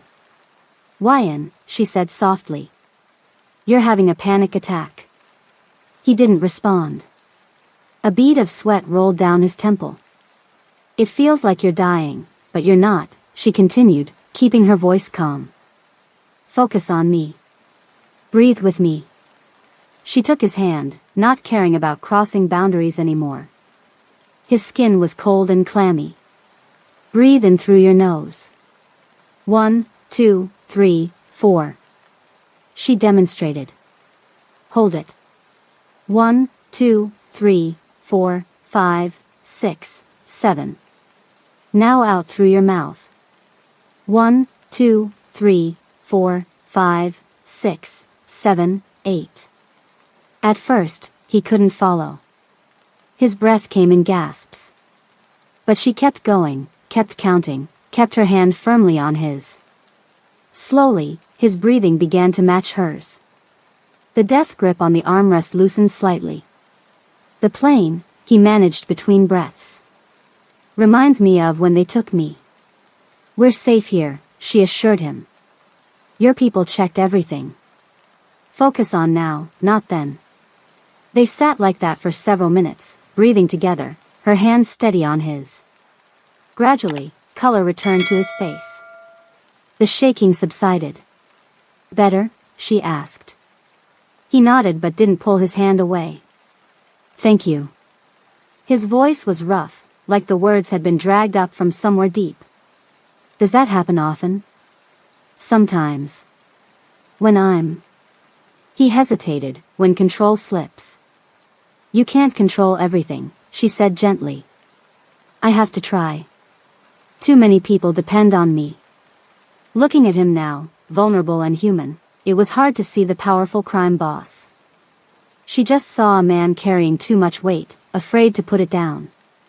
Why did you really bring me into all this? She asked. The truth? Please. He was quiet for a long moment. Because I'm tired, he finally admitted, of pretending to be unbreakable. With you, there's no history, no expectations. You already know my weakness, so I don't have to hide it. The honesty surprised her. But you've been watching me for months. Since that rainy day. Not watching, he clarified. But yes, I noticed you. Kept track. That's a little creepy. A small unexpected smile touched his lips. Perhaps. Why didn't you just ask me out like a normal person instead of this whole fake marriage scheme? Would you have said yes? A waitress with a Korean businessman who barely speaks. She had to admit he had a point. Probably not. And I needed more than dating, he added, serious again. I needed someone who would understand why this arrangement was necessary. Someone with their own reasons to agree. My grandmother's medical bills. Yes. They fell silent. Alani looked out the window at the endless dark sky. There was something strangely intimate about sitting here in the dim light of the plane, having this conversation. Like they were the only two people in the world. Tell me about your family, she said. The real story. He sighed, but began talking. For the first time, he told her everything. How his grandfather had started the business after the Korean War, collecting protection money from local shops. How his father had expanded it into shipping, real estate, nightclubs. How, when his father died, the will had shocked everyone by leaving everything to Wyan instead of his uncle. My uncle believed he should take over. He'd been preparing for years. But my father. A hint of pride crept into Wyan's voice. My father saw something in me. Something worth believing in. And the kidnapping? His expression darkened. 3 years ago. A rival family, but with my uncle's knowledge. They took me from my car, held me for 3 days. My uncle refused to pay what they asked. He wanted you to suffer. He wanted to prove I was weak. That I would break. Wyan's free hand moved unconsciously to his throat, as if feeling phantom fingers there. When they realized I wouldn't, they staged a car accident to cover what they'd done. And the damage was permanent? He nodded, looking away. Some physical. Some other kinds. The doctor said certain things couldn't be fixed. When I returned, rumors started. Questions about whether I could still lead. Whether I could. He paused, continued the family line. And there it was. The reason for their arrangement. The thing at the center of all this. That's why you need a wife, Alani said slowly. To stop the rumors. A wife buys time, he agreed. Expectations for children won't come immediately. And after a year, when our contract ends, a tragic divorce. Or an accident. His voice was cool, practical. Either way, I will have secured my position by then through other means. Alani pulled her hand back, processing everything. This man had been kidnapped, tortured, and left with damage that apparently made him unable to have children. Now he was fighting to hold on to control of a family crime business. And she was caught in the middle. You should have told me this before I signed, she said. Would you have signed if I had? The honest answer was no. And they both knew it. We're halfway through this story, and things are about to get a lot more intense. If you're still with me, you know this isn't just a simple love story. It's about survival, trust, and two broken people finding something real in the middle of chaos. If you've made it this far and you're not subscribed yet, now's the time. Smash that subscribe button and let me know in the comments where you're watching from. I want to know how far this story has traveled. Now, let's see what waits for them in Seoul. Seoul greeted them with rain. It poured from a dark sky, making the city lights blur and shimmer. From the window of yet another black car, Alani tried to take it all in. Towering glass buildings. Neon signs in a language she couldn't read. Streets crowded with people despite the weather. It was beautiful. It was overwhelming. It was completely foreign. Security was everywhere. 3 cars in their convoy, one ahead, one behind. Men with earpieces talking in Korean. One of them, a serious-faced man named Ji-hoon, seemed to be in charge. Is all this normal? Alani asked, gesturing at their convoy. When my uncle is involved, yes, Wyan replied, his businessman mask firmly back in place. The vulnerable man from the plane was gone, locked away again. They drove through the rainy city for about 30 minutes, finally pulling into an underground garage beneath a sleek high-rise. More security waited there. They took a private elevator straight to the top floor. The doors opened directly into a penthouse that made Alani freeze in the entrance. Floor-to-ceiling windows showed the entire city spread out below, rain running down the glass like tears. The living room alone was bigger than her entire apartment back in Memphis. White furniture. Glass tables. Modern art on the walls. Everything perfect, pristine. And completely impersonal. There were no photos, no books left open, no sign that anyone actually lived here. Your room is through there, Wyan said, pointing to a hallway. Mine is on the left. The staff has placed your things inside. Alani followed his directions and found a beautiful bedroom with its own sitting area and bathroom. More windows. More perfect, untouched space. A woman about 50 years old appeared in the doorway and bowed. I am Mrs. Park, she said in heavily accented English. Housekeeper. Need anything, tell me. Thank you, Alani said, wondering how many people worked in this place.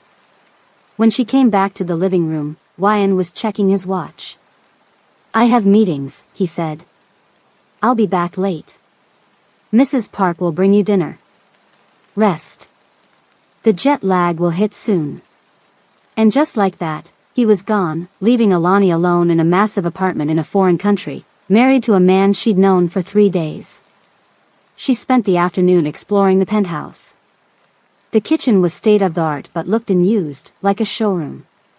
The dining room had a table that could seat 12. There was a home theater, a gym, even a small indoor garden. But nowhere did she find anything personal. No photos of family. No books that showed what Wyan liked to read. No music. Nothing that gave any hint about who lived here. It wasn't a home. It was a beautiful, empty shell. Mrs. Park brought dinner, a selection of Korean dishes Alani didn't recognize but enjoyed trying. She ate alone at the huge table, feeling small and out of place. As evening turned to night, Alani stood at the windows, watching the city lights. Seoul was stunning from up here, a sea of light stretching to the horizon. But she felt completely disconnected from it. Like she was watching a movie of a place, not actually there. Her phone didn't work here. The Wi-Fi password was written on a card in her room, but she hadn't brought her laptop. She felt completely cut off from everything familiar. She was dozing on the couch when her new secure phone buzzed. A text from Wyan. Meeting finished early. Coming back now. We need to talk. Those last 4 words, we need to talk, had never preceded good news in the history of relationships. 20 minutes later, the elevator doors opened and Wyan stepped into the penthouse. He looked tired, his tie loosened, hair slightly messed like he'd been running his hand through it. But what caught her attention was his expression. He looked afraid. What's wrong? She asked, standing up. He moved quickly through the apartment, checking behind paintings, under tables, along window frames. What are you doing? Checking for bugs, he said tersely. Listening devices. Why would there be? Found one. He held up a tiny black disc no bigger than a button. Then another from behind a lamp. A third from under the dining table. Someone's been listening to us? Yes. His face was grim. The penthouse isn't secure. We need to leave. Now. Pack only what you need. But we just got here. Now, Alani. His voice left no room for argument. We have 5 minutes. She hurried to her room and threw some clothes into a bag. When she came back, the security team had grown to 6 men, all moving with controlled urgency. Alani took it hesitantly. And I'm just supposed to trust that? Yes. The word was simple. Final. Because despite what you think, I am trying to protect you both. He walked away, disappearing into his room and closing the door firmly behind him. Alani stared at the phone in her hand. Tears of frustration burned behind her eyes. She'd known this arrangement was complicated, but she hadn't understood just how dangerous Wyan's world really was. And now her grandmother was caught in it too. Life in the safe house fell into a rhythm that felt almost normal. Well, normal if you ignored the armed guards outside and the fact that Alani was pretending to be married to a Korean mafia boss. The place was smaller than the penthouse but felt more like a real home. 2 bedrooms, a cozy living room, and a kitchen where they actually ate meals together. No floor-to-ceiling windows meant fewer places for someone to watch them. Safer. On their second morning there, Wyan introduced Alani to Ji-hoon, his head of security. He will teach you to protect yourself, Wyan said. Ji-hoon was serious and didn't smile much, but he was a good teacher. Every morning, they cleared the furniture in the living room, and he showed her how to break someone's grip, where to hit to cause the most pain, and how to create distance so she could run. Like this, he said, grabbing her wrist. Alani twisted her arm the way he'd shown her, breaking his hold and stepping back quickly. Good, Ji-hoon nodded. Again. By the end of the week, she could flip a man twice her size. Her years of dance classes had given her good balance and body awareness. You learn fast, Ji-hoon said, which from him was high praise. During the days, Wyan went to meetings. Business stuff, he said. Alani didn't ask for details. She spent her time training with Ji-hoon, exploring the neighborhood with a security escort, or reading books from the safe house's small collection. At night, they ate dinner together. Awkward at first, but slowly they started talking. Really talking. Not about the contract or his uncle or the danger, but about themselves. Why did you drop out of school? He asked one night over Korean food she was learning to love. My grandmother got sick. Someone needed to take care of her, and we couldn't afford help. You gave up your future for her. She gave up everything for me when my parents died. It was my turn. Wyan nodded, understanding in his eyes. Family is everything. What about your family? You never talk about your mother. Something soft crossed his face. She lives outside Seoul. My father kept her away from the business. For safety. Do you see her? When I can. Not often enough. Every night, they slept in the same bed. It had started as necessity at the hotel but continued at the safe house. Neither mentioned it. Alani told herself it was just in case someone was watching. But she knew there was more to it. When Wyan had nightmares, she woke him gently. When she couldn't sleep, worrying about her grandmother, he stayed awake with her. They never touched, always keeping to opposite sides, but something was growing between them. Something neither one was ready to name. After a week of hiding, Wyan came home with a determined look on his face. We need to stop hiding, he said as they ate dinner. My uncle is spreading rumors. People are questioning my control of the business. We need to be seen. In public. Together. Isn't that dangerous? Hiding is more dangerous right now. We need to show strength. Alani put down her chopsticks. What did you have in mind? A charity gala tomorrow night. For children's hospitals. Everyone who matters in Seoul will be there. He paused. Including my uncle. You want to walk right into your uncle's territory? Wyan's eyes had that intense look she was learning meant his mind was made up. Sometimes the best defense is a good offense.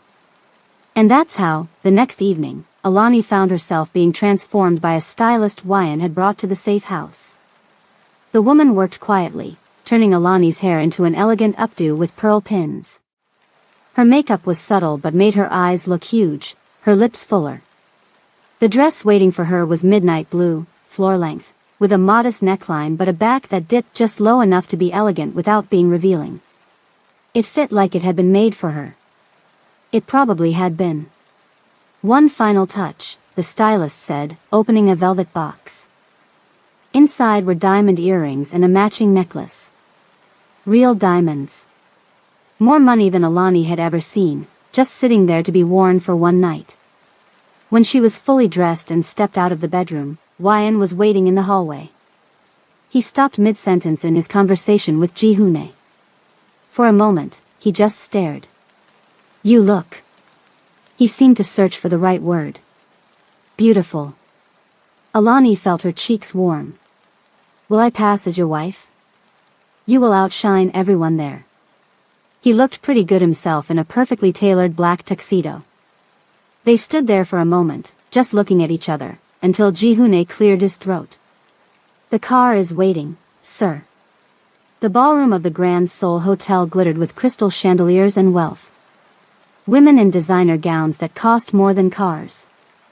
Men in tuxedos who ran companies and, in some cases, parts of the underworld too. "Ready?" Wyan asked as they stepped into the room. Alani took a deep breath. "Ready." His hands settled at the small of her back, warm and steady, guiding her through the crowd. They'd practiced this, the little touches that made them look like a real couple. His hand at her back. Her fingers straightening his tie. The way she leaned slightly toward him when he spoke. People watched them. Everyone watched them. Alani could feel eyes following their every move. Wyan introduced her to a blur of important people. Business partners. Politicians. Family allies. She smiled and said all the right things, playing the role of adoring new bride. And across the room, watching their every move, stood Uncle Sango. "He's here," Alani whispered. "I know," Wyan replied, his voice calm but his body tense. "That's why we're going to dance." "Dance?" "Trust me." The orchestra was playing something slow and elegant. Wyan led Alani onto the floor, taking one of her hands in his, placing his other hand properly at her waist. Then he began to move. He was a good dancer. Really good. He led with confidence, guiding her through steps she somehow managed to follow despite never having learned them. "You never mentioned you could dance," she said, genuinely surprised. "There are many things you don't know about me." His eyes had that almost smile she was starting to recognize. "Like what?" "I make decent pancakes." Alani laughed, the sound so genuine it surprised her. "The big bad businessman cooks breakfast?" "My mother taught me," he said, and something warm flickered in his eyes at the memory. Sunday mornings were for pancakes. Another piece of the puzzle that was Wyan. Another glimpse of the real man behind the mask. The dance ended too soon. Wyan was pulled away by a business associate who wanted to introduce him to someone important. Alani drifted toward the refreshment table, still smiling from their dance. A waiter approached with a tray of champagne flutes. Something about him felt off.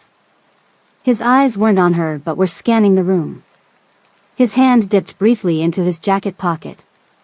Ji-hoon's training kicked in. Alani didn't think. She just acted. She knocked the tray from the man's hands. Glass shattered across the marble floor, champagne spraying everywhere. People nearby gasped and stepped back. "He has something," she shouted. The fake waiter's eyes went wide. His hand emerged from his pocket. Not a gun. A syringe. Security guards converged from all directions. Wyan pushed through the crowd, running toward her. The attacker saw him coming and changed direction, heading straight for Wyan. Everything happened so fast after that. The security team was closing in. The attacker lunged. Wyan put himself between Alani and the threat. The syringe plunged into Wyan's shoulder. The attacker was tackled to the ground, but it was too late. The damage was done. Wyan staggered. His face went pale. Whatever had been in that needle was working fast. He hit the floor before Alani could catch him. Wyan. She knelt beside him, cradling his head. His eyes were unfocused. His breathing was becoming labored. Ji-hoon appeared beside her. Hospital. Now. The private hospital looked more like a luxury hotel. Wyan had his own room with equipment that looked state-of-the-art. The doctors spoke English for Alani's benefit, explaining that the substance was a powerful muscle relaxant combined with a sedative. Not deadly, the lead doctor assured her. But he will need rest. The effects will wear off in 8 to 10 hours. Alani sat beside his bed, watching the steady rise and fall of his chest. His color was better now, but he still looked weaker than she'd ever seen him. You should go back to the safe house, Ji-hoon said from the doorway. I will stay with him. I'm not leaving, Alani replied, not looking away from Wyan. Ji-hoon didn't argue. He just nodded and stepped out, closing the door behind him. Hours later, Wyan's eyes fluttered open. It took him a moment to focus, to recognize where he was. When he saw Alani, surprise crossed his face. You're still here, he said, his voice rough. Of course I am. He tried to sit up, winced. What happened after? Security caught the guy. Ji-hoon is questioning him, but he says the man won't talk. Wyan's face darkened. He won't need to. We both know who sent him. Your uncle. Yes. Bitterness crept into his voice. And he got exactly what he wanted.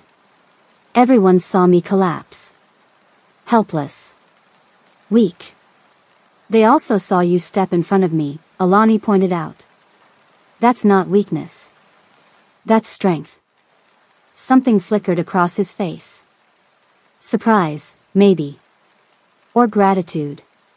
Why did you do that? She asked. Put yourself between me and him? Wyan looked away. It was instinct. No, it wasn't. You made a choice. He didn't answer. But his hand moved across the blanket, stopping just short of hers. Not quite touching. Just close. They sat in silence for a while, the hospital machines beeping softly in the background. Outside the door, Alani knew Ji-hoon and other security personnel stood guard. The safety bubble was temporary at best. The attack changes things, Wyan finally said. My uncle has crossed a line. He won't stop now. So what do we do? His eyes closed briefly, like a man making a difficult decision. You go home. What? Back to Memphis. To your grandmother. His voice was gentle but firm. This isn't your fight, Alani. It never should have been. You can't just send me away. I can ensure your safety. I can fulfill my financial obligations. He opened his eyes, meeting her gaze. The contract is void. You'll still receive everything I promised, but you don't have to stay. And what happens to you? She asked. I handle my uncle my way. Alone. He nodded once. As I should have from the beginning.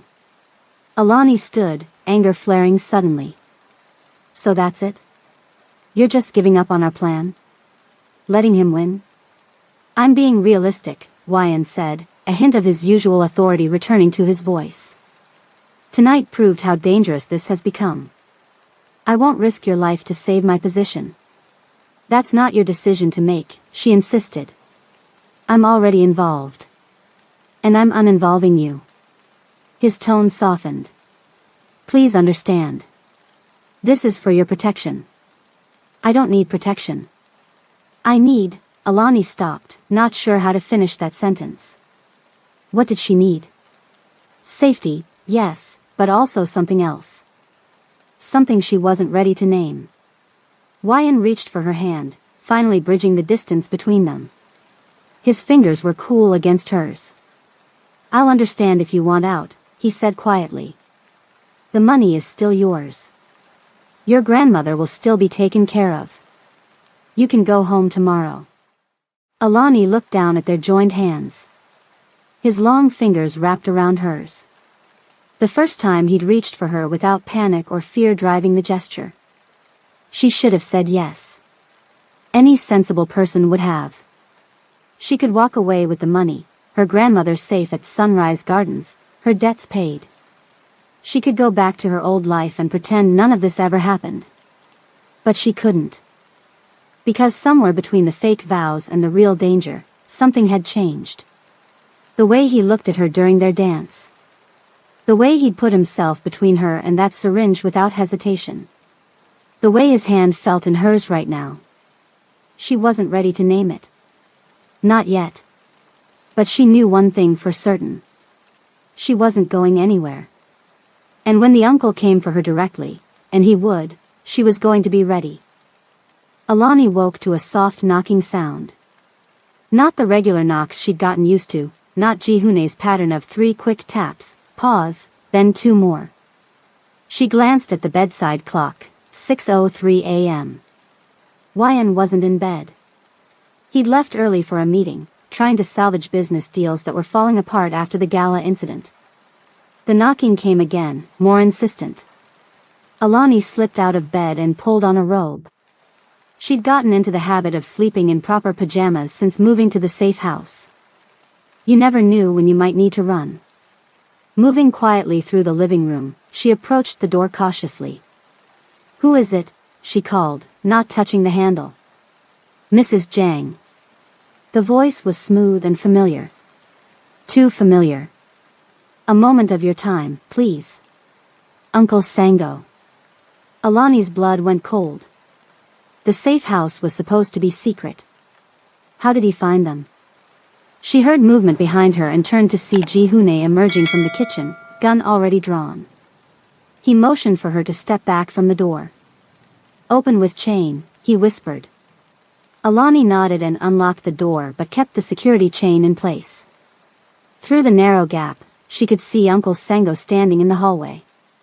He wore a perfectly tailored suit despite the early hour. His silver-streaked hair was immaculate. He looked like he was going to a business meeting, not paying a surprise 6 a.m. visit. "A pleasant surprise, Uncle," Alani said, keeping her voice steady. "Wyan isn't here." "I know." His smile didn't reach his eyes. "It's you I came to see." Jihune stepped up beside Alani, making himself visible in the gap. "It's all right," Uncle Sango said, looking at the security man. "I'm alone. I just want to speak with my nephew's wife. Family business." Jihune looked at Alani. She nodded. "It's okay. Let him in." She closed the door to remove the chain, then opened it fully. Uncle Sango stepped inside, carrying a thin leather portfolio under his arm. He glanced around the apartment, taking in every detail. "Quite a step down from the penthouse," he observed. "We like it better here," Alani replied. "More homey. May we sit?" He gestured to the living room. "What I have to discuss is important." Alani led him to the couch. Jihune positioned himself near the door, his hands still close to his weapon. "Would you like coffee?" Alani asked, more out of reflex than hospitality. "No need for pretenses," Uncle Sango said, sitting down and placing the portfolio on the coffee table. "I won't be staying long." Alani sat across from him, keeping her back straight, shoulders relaxed. Show no fear, Jihune had taught her. "I have a business proposition for you," Uncle Sango said without preamble. He opened the portfolio and slid a document across the table. $5 million. Transferred immediately to any account of your choosing. Alani stared at the paper but didn't touch it. "And what would I have to do for that money?" "Simply tell the truth." His smile was cold, calculating. "Sign a statement confirming your marriage to my nephew is a business arrangement. That he hired you because of his inability to maintain a real relationship." The insult was barely hidden. Alani felt anger rise in her chest. You want me to betray him? I want to offer you freedom. Uncle Sango leaned forward slightly. My nephew's position is already crumbling. The attack at the gala was just the beginning. When he falls, and he will fall, anyone close to him falls too. Is that a threat? A reality. He tapped the document with one manicured finger. $5 million is life-changing money. Enough to take care of your grandmother for the rest of her days. Enough to finish your education. Enough to never worry about money again. Alani looked at the document. $5 million. It was more money than she'd ever dreamed of having. More than Wyan had promised her in their original contract. All she had to do was tell the truth.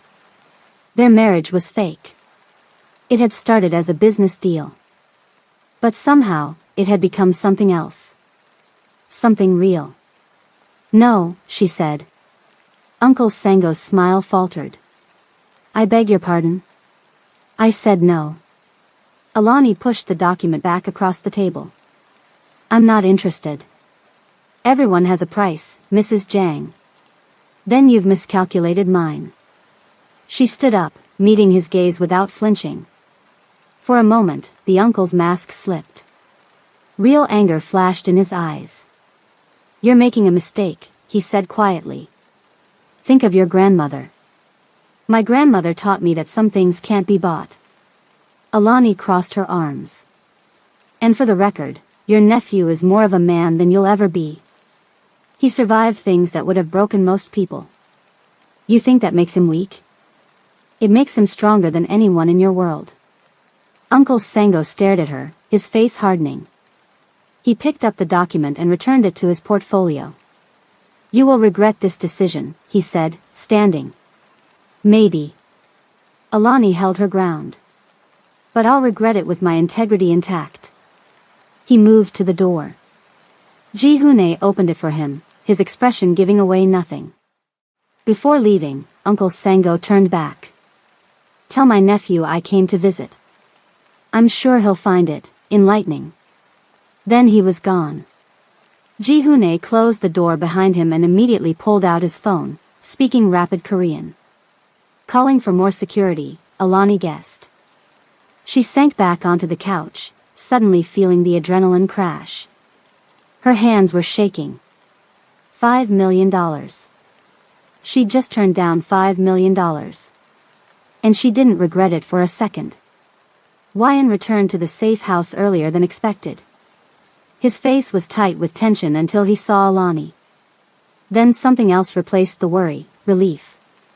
You're here, he said, as if he'd half expected her to be gone. Where else would I be? She tried to keep her voice light. Ji-Hune called me. My uncle was here. Alani nodded. He came to see me. What did he want? She told him everything, the early morning visit, the $5 million offer, her refusal. As she spoke, Wyan's expression changed from worry to something she couldn't quite read. Surprise, maybe. Or wonder. When she finished, he sat beside her on the couch, closer than he usually did. You turned down $5 million, he said, his voice soft. I turned down betraying you, she corrected. There's a difference. Wyan was quiet for a long moment, looking at her as if seeing her for the first time. Then he reached for his briefcase. I've been preparing for this, he said, pulling out a small flash drive. Since my father died. What is it? Evidence. Financial records showing how my uncle has been skimming from company accounts for the past 15 years. Properties he owns under his mistress's name. Payments to officials who would be very embarrassed if their connection to him became public. Alani stared at the tiny device. Blackmail? Insurance. Wyan turned the flash drive over in his fingers. I never wanted to use it. He's still my father's brother. Still family. But now you're going to. He's left me no choice. Wyan's eyes hardened. He attacked me at the gala. He threatened your grandmother. He tried to bribe you. He's crossed too many lines. What are you going to do? Wyan stood, decision made. We're going to see my uncle. Tonight. Uncle Sango's office was in a gleaming skyscraper in Seoul's financial district. The Han Group logo, sleek and modern, adorned the lobby. Security guards nodded to Wyan as he and Alani walked in, though their eyes showed surprise. The elevator took them to the top floor. More security guards stood outside the uncle's door, but they stepped aside for Wyan without question. They didn't knock. Uncle Sango was sitting behind a massive desk, reading something on his computer. He looked up, shock briefly crossing his face before he schooled his features back to neutrality. Nephew. He glanced at his watch. I wasn't expecting you. I heard you were still recovering. I've recovered enough, Wyan replied. His voice was cold, controlled. He guided Alani to one of the chairs facing the desk, then sat beside her. A united front. Mrs. Jang, Uncle Sango nodded to her. Lovely to see you again so soon. We need to talk, Wyan said, cutting through the fake pleasantries. He placed the flash drive on the desk between them. Uncle Sango stared at it. What is this? Your retirement package. Wyan's voice was calm but carried an undercurrent of steel.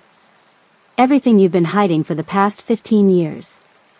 The uncle's expression didn't change, but Alani saw his hand tighten slightly on his pen. I don't know what you're talking about. The accounts in Macau. The properties in your mistress's name. The payments to Judge Yoon and Commissioner Park. Wyan listed each item like he was reading a grocery list. 15 years of secrets, uncle. How do you think the family would react if they saw this? For the first time, Alani saw real fear in the uncle's eyes. Just a flash, quickly hidden. You would expose your own family? Uncle Sango asked, his voice dangerously quiet. You tried to humiliate me in public, Wyan replied.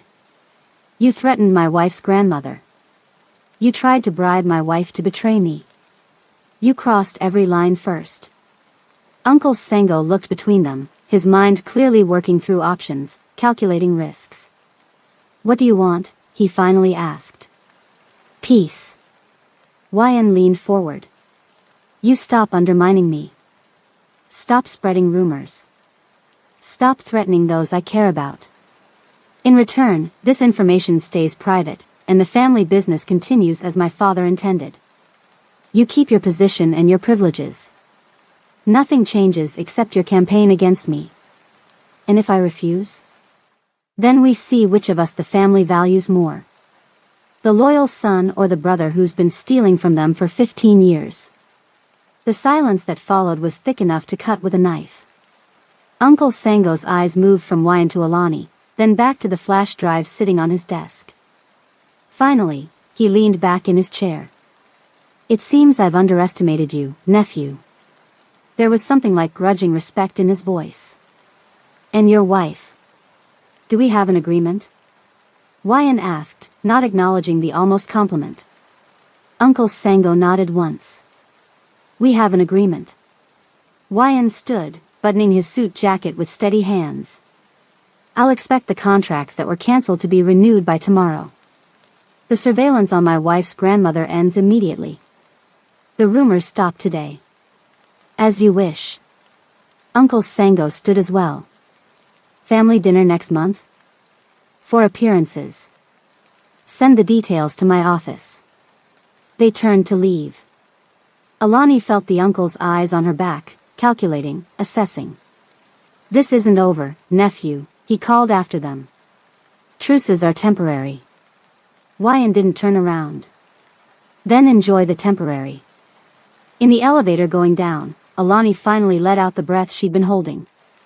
Do you think he'll honor the agreement? For now, Wyan replied. He has no choice. But he'll be looking for a way around it. Yes. Wyan's hand found hers, his fingers cool and steady. But we'll be ready. The next few weeks were the most peaceful Alani had experienced since coming to Seoul. The threats stopped. The surveillance ended. Wyan's business stabilized as contracts were renewed and partnerships reaffirmed. They even moved back to the penthouse after Wyan's security team swept it thoroughly for bugs and installed new security measures. Life fell into a rhythm that felt almost normal. Wyan worked during the day. Alani explored Seoul, learning the language, visiting museums and markets. They ate dinner together each night, talking about their days, getting to know each other beyond the contract that had brought them together. They still shared a bed. Neither mentioned it anymore. It was just how things were now. When Wyan had nightmares, which were becoming less frequent, Alani was there to wake him gently. When Alani couldn't sleep, missing her grandmother or worrying about the future, Wyan stayed up with her, telling her stories about growing up in Seoul. They weren't just pretending anymore. This was becoming real. One night, as they stood on the penthouse balcony looking out at the city lights, Wyan's phone buzzed with a message. He looked at it, his expression changing subtly. "What is it?" Alani asked. "Nothing important." He put the phone away too quickly. "Business." But Alani had seen the flash of concern in his eyes. That night, she woke up at 2 a.m. to find Wyan's side of the bed empty. She found him in his office, talking quietly on the phone in Korean. When he saw her in the doorway, he ended the call abruptly. "Everything okay?" she asked. "Yes. Go back to sleep." But his eyes told a different story. Alani should have known better. Men like Uncle Sango didn't accept defeat. They waited. They planned. They struck when you least expected it. And the strike was coming. Not at Wyan this time. At her. 1 month after their showdown with Uncle Sango, life had settled into something that almost felt normal. Alani woke up to sunlight streaming through the penthouse windows. Wyan's side of the bed was empty, but that wasn't unusual. He often got up early to handle business calls before she woke. She stretched and smiled. So much had changed in the past month. The threats had stopped. The surveillance had ended. Wyan's business was back on track as contracts were renewed. They'd even moved back to the penthouse after his security team had swept it thoroughly for bugs. But the biggest change was between them. They still shared a bed. Neither mentioned it anymore, it was just how things were now. When Wyan had nightmares, Alani was there to wake him gently. When she couldn't sleep, missing her grandmother or worrying about the future, he stayed up with her, telling her stories about growing up in Seoul. The contract that had brought them together seemed less important with each passing day. Alani found Wyan in the kitchen, surprising her by making pancakes. He looked different at home, no suit, just jeans and a t-shirt, his hair not perfectly styled. "You weren't kidding about the pancakes," she said, watching him flip one perfectly. He glanced over his shoulder with that almost smile she'd grown to recognize. "I never kid about pancakes. Family tradition. They smell amazing. My mother's recipe." He slid a plate toward her. "Try." Alani took a bite and closed her eyes. "These are incredible. I told you." There was a hint of pride in his voice. As they ate breakfast together, Alani realized how comfortable this felt. How right. Like they weren't pretending anymore. "I need to go to the market today," she said. "I want to get ingredients for dinner. I thought I'd try cooking something." "Ji-hoon will go with you," Wyan said. It wasn't a question, just a fact. Even with the truce, security was still a constant. "I figured." She rolled her eyes, but there was no real annoyance behind it. "Your shadow follows me everywhere. He likes you, you know." Wyan sipped his coffee. "He says you're a fast learner. Good instincts." High praise from Mr. No Smile. Wyan's phone buzzed. He checked it, his expression turning serious. "I need to head to the office. Contract signing." He stood and kissed her forehead quickly, a gesture that had become natural between them. "Be careful at the market. Stay with Ji-hoon. "I will."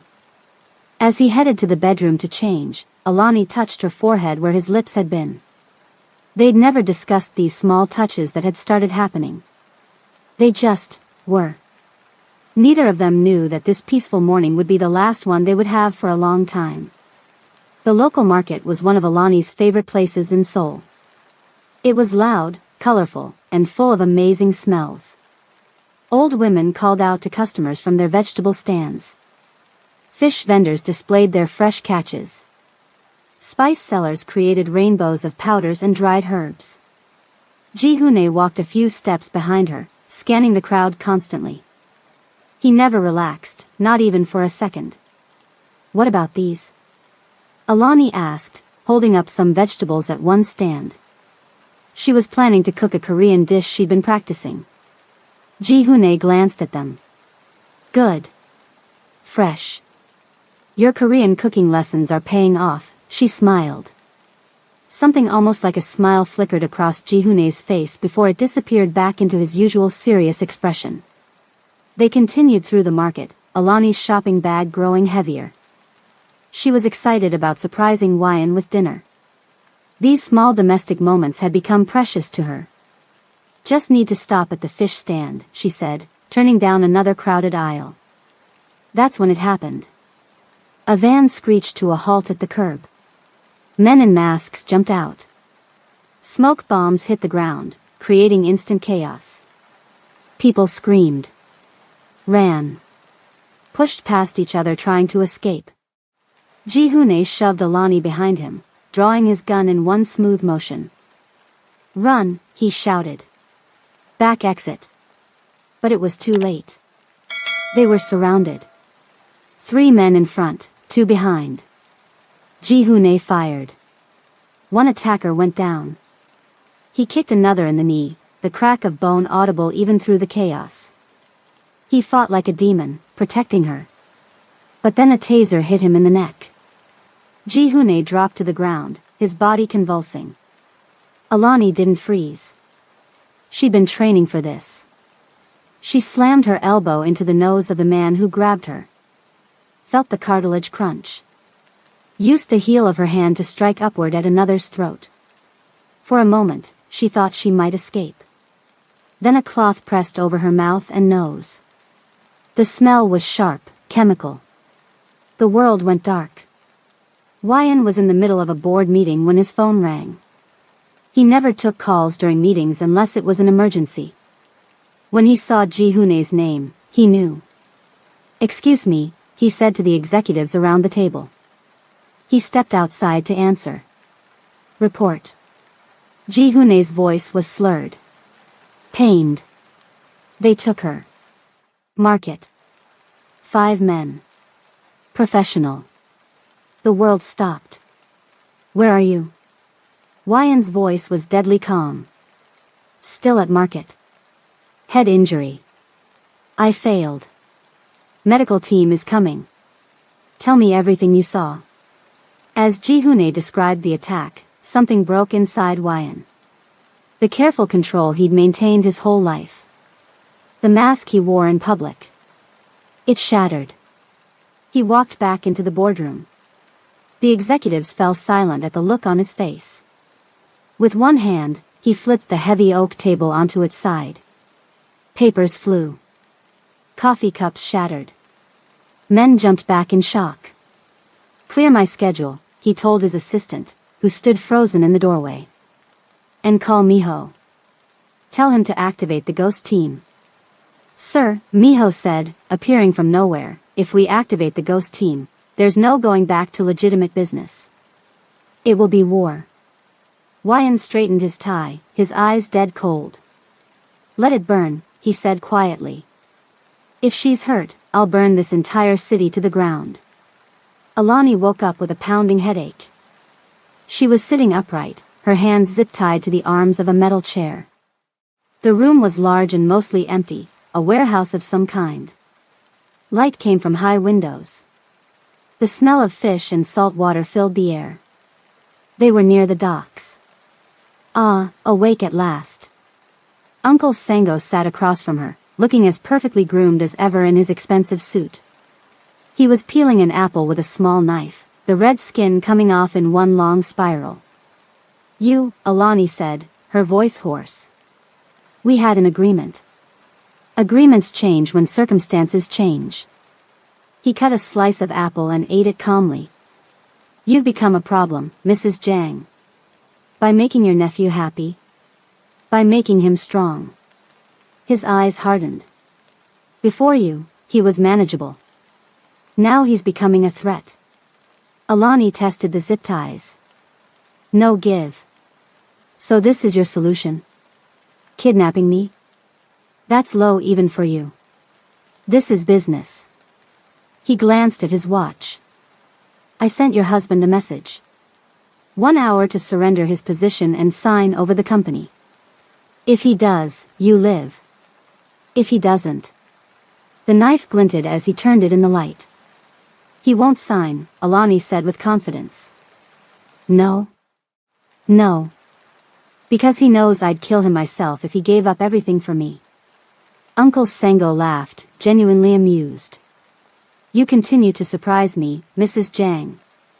I see why my nephew is so taken with you. Men with guns stood around the perimeter of the warehouse.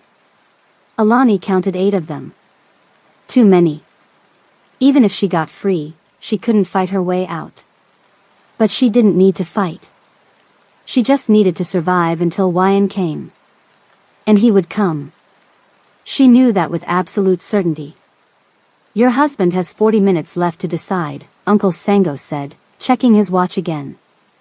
I wonder what he'll choose. His birthright? Or his American wife? You don't know him very well if you think he can't find a way to keep both. Doubt flickered across the uncle's face, so brief she almost missed it. Good. Let him wonder. Let him worry.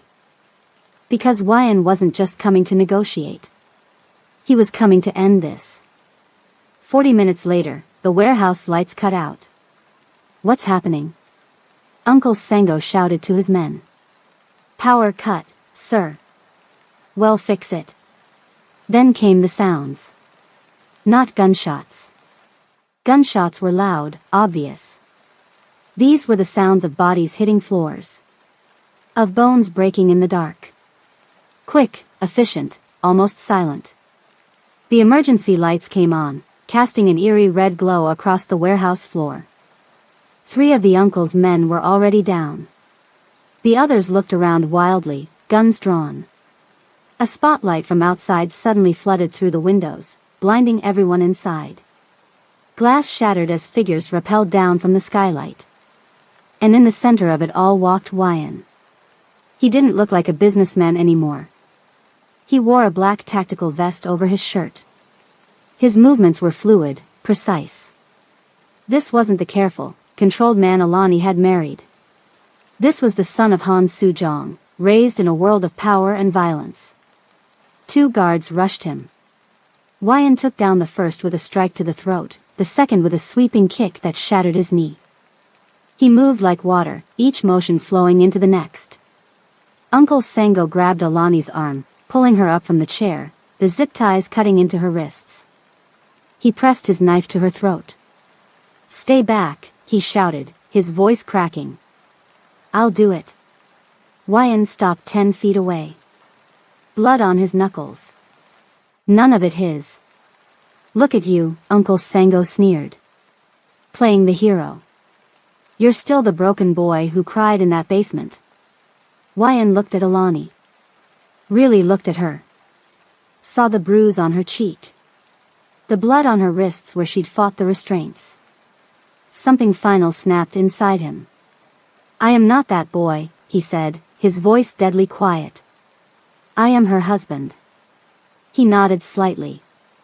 A single shot rang out from the catwalk above.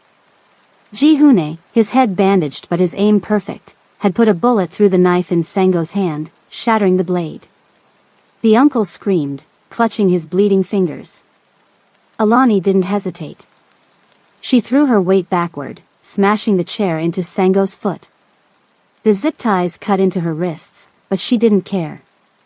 She rolled away, putting distance between herself and the uncle. Wyan was on him in an instant. He didn't kill him. That would have been too quick, too merciful. Instead, he pinned his uncle to the ground, forearm across his throat, pressing just hard enough to terrify, not to kill. "You are finished," Wyan said, his voice ice cold. "You will go to prison for kidnapping. For embezzlement. For attempted murder. You'll live a long, miserable life knowing you lost to the broken man." Security personnel swarmed in, taking control of the uncle's remaining men. Wyan went to Alani, cutting the zip ties with a knife. His hands were gentle despite the violence they'd just delivered. "Are you hurt?" he asked, scanning her for injuries. Alani looked around at the warehouse. At the men on the ground. At the blood. At this side of Wyan she'd never seen before. And strangely, she wasn't afraid. Not of him. Never of him. "I'm okay," she said. "But you ruined another suit." A surprised laugh escaped him, brief, breathless. He pulled her into his arms, burying his face in her hair. "Let's go home," he whispered. The scandal of Uncle Sango's arrest rocked Seoul's business world. The charges were extensive: kidnapping, embezzlement, attempted murder, criminal conspiracy. The evidence was overwhelming. The flash drive Wyan had threatened to use became the centerpiece of the prosecution's case. But the Han group didn't fall. Instead, it grew stronger as Wyan took full control. He moved quickly to transform the company, shutting down the illegal operations, focusing on legitimate businesses, shipping, real estate, technology. A week after the rescue, Alani found Wyan in his office late at night. He was looking at old photos, his father, his mother, himself as a young boy. "Are you okay?" she asked, sitting beside him. "I've been thinking about my father," he said. "About what he wanted for the family. For me." He touched one of the photos. "He always said our power should come from respect, not fear. He'd be proud of what you're doing now." Wyan looked at her, really looked at her. "When I saw you in that warehouse, when I thought I might lose you." He didn't finish the sentence. He didn't need to. Alani took his hand. "You didn't lose me. I'm right here. The contract." He started. "I don't care about the contract anymore," she said. "Do you?" Instead of answering, he leaned forward and kissed her. Really kissed her. Not the forehead kisses or cheek kisses they'd shared over the past month. A real kiss, full of everything they'd been afraid to say. When they pulled apart, his eyes were filled with wonder. "It's working," he whispered. "I can feel." Alani placed her hand on his cheek. "I told you. It was never about physical damage. It was about trust." That night, the last barrier between them fell away. The fake marriage that had started as a business arrangement had become the most real thing in either of their lives. 3 months after Uncle Sango went to prison, Alani woke up to the smell of coffee and pancakes. She stretched in bed, smiling at how much had changed. The Han group was transforming under Wyan's leadership. He'd shut down the illegal operations and focused on legitimate businesses. The company was actually making more money now than before. They'd moved into a new penthouse, one they'd picked out together. It felt like a real home, not just a fancy showroom. There were photos on the walls now. Books left open on tables. Signs of life. Alani had started taking Korean lessons. She could now order food, ask for directions, and even argue with taxi drivers when they tried to overcharge her. She'd also enrolled in online business classes, finishing the degree she'd had to abandon to care for her grandmother. On weekends, they explored Korea together. Sometimes with Ji-hoon and security tagging along, sometimes just the two of them when they went to places Wyan knew were safe. And every Sunday morning, they cooked breakfast together. Wyan making his mother's pancakes. Alani brewing coffee. They were happy. But one thing still troubled them. One final barrier remained. The trauma that had broken Wyan 3 years ago still cast a shadow. The doctors had said some damage was permanent, not just physical, but psychological. And despite the growing closeness between them, Wyan was terrified that his body would fail him when it mattered most. They slept in the same bed every night now. No more pillow wall. They held each other. Kissed. But never crossed that final line. Until the night of the storm. It was the worst thunderstorm Seoul had seen in years. Rain lashed against the windows. Thunder shook the building. Lightning turned night to day in blinding flashes. Alani woke up around midnight to find Wyan's side of the bed empty. She found him in the living room, standing by the window, watching the storm. His hands were trembling slightly. "The thunder," he said without turning around. "It sounds like..." He didn't need to finish. She knew. It sounded like the basement where they'd kept him. Like the start of another session of pain. She went to him. Stood beside him. Took his hand. "Talk to me," she said. For a long moment, he was silent. Then, so quietly she almost didn't hear it over the storm. "I'm afraid." It was the first time he'd ever said those words out loud. "Afraid of what?" she asked gently. "That I can't be what you deserve." He turned to face her, pain in his eyes. "That I'll never be whole again." "What do I deserve, Wyan?" "Someone better. Someone unbroken." Alani reached up and touched his face. "You are exactly what I deserve. Not despite what happened to you. Because of it. Because of how you survived. Because of who you became." His eyes were wet in the dim light. "What if I try and fail? Then we try again. And again." She stepped closer. "There's no failure between us, Wyan. There's only us." Lightning flashed, illuminating his face. The fear. The hope. "I love you," she said for the first time. "All of you. The broken parts too. Alani." His voice broke on her name. She kissed him. Soft at first. A question. He froze for a moment, the old fear rising. But she didn't pull away. She waited. Patient. Present. And slowly, something shifted. The wall he'd built 3 years ago began to crack. His arms came around her. The kiss deepened. For the first time since that basement, his body responded. Not with fear. With trust. "It's working," he whispered against her lips, sounding amazed. "I can feel you." "I told you," she said. It was never about physical damage. It was about trust. That night, as the storm raged outside, the last barrier between them fell. They were no longer pretending. They were real.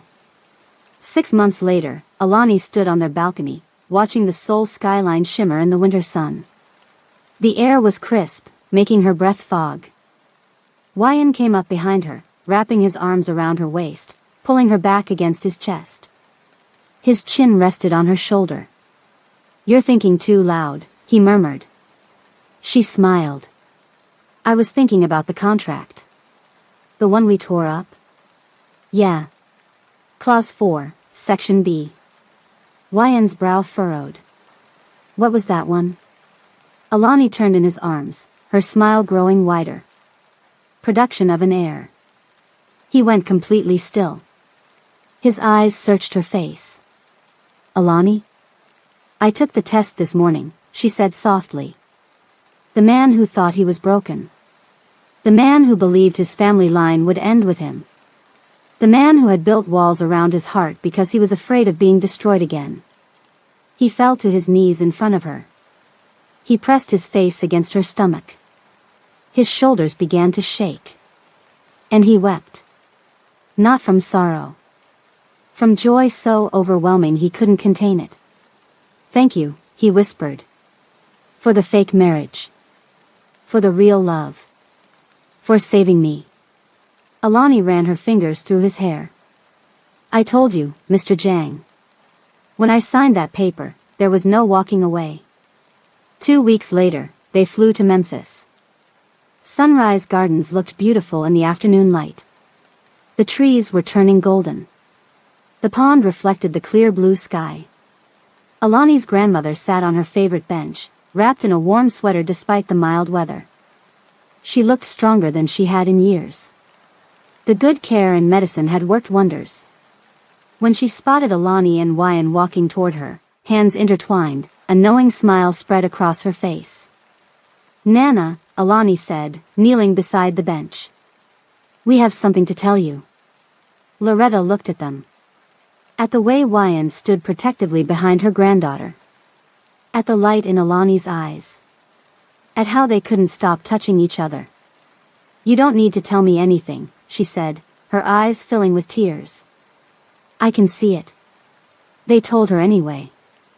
About the baby. About their love.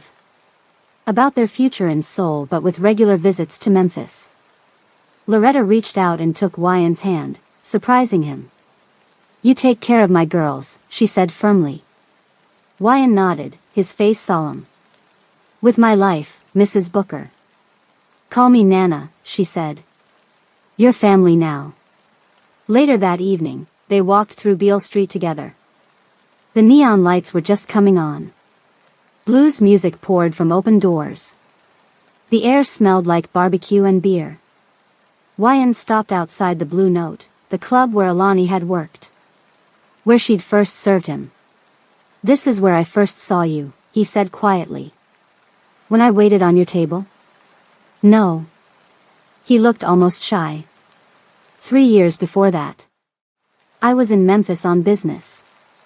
It was raining. An elderly woman fell on the sidewalk right there. He pointed to a spot near the curb. "I remember that," Alani said, surprised. "I helped her up. Called her a taxi." "You paid for it with your own money," Wyan continued. "Even though your umbrella was broken and you got soaked." Alani stared at him. "You saw that? You never told me." "I fell in love with you that night," he said simply. "Before I knew your name. Before I knew anything about you. I saw someone who cared about people nobody else noticed. And I knew." "Knew what?" "That if I ever found the courage to speak to you, you might be the one to save me." Alani felt tears in her eyes. She pulled him into a kiss, right there on Beale Street. With the saxophone playing and the neon lights glowing and the whole world watching. From a waitress drowning in debt to the wife of one of Korea's most powerful men. From a fake contract to a real family. From broken pieces to a whole heart. Alani Booker didn't just survive the Mafia boss. She healed him. And he, in turn, healed her. Some stories end with happily ever after. But this one ends with something better. It ends with finally. Finally free. Finally loved. Finally home. And that's where we leave Alani and Wyan. Not at an ending, but at a beginning. If this story moved you, if it made you hold your breath, or smile, or feel something real, then you're exactly the kind of person I create these stories for. I want to thank you for staying until the very end. Not everyone makes it this far, but you did. And that means you're part of this community. If you haven't subscribed yet, now is the time. Smash that subscribe button and let me know in the comments where you're watching from. I read every single comment, and I want to hear from you. What was your favorite part of this story? What kind of story would you like to hear next? Until then, take care of yourself. And remember, sometimes the best love stories are the ones that start with a contract and end with a heartbeat. See you in the next story.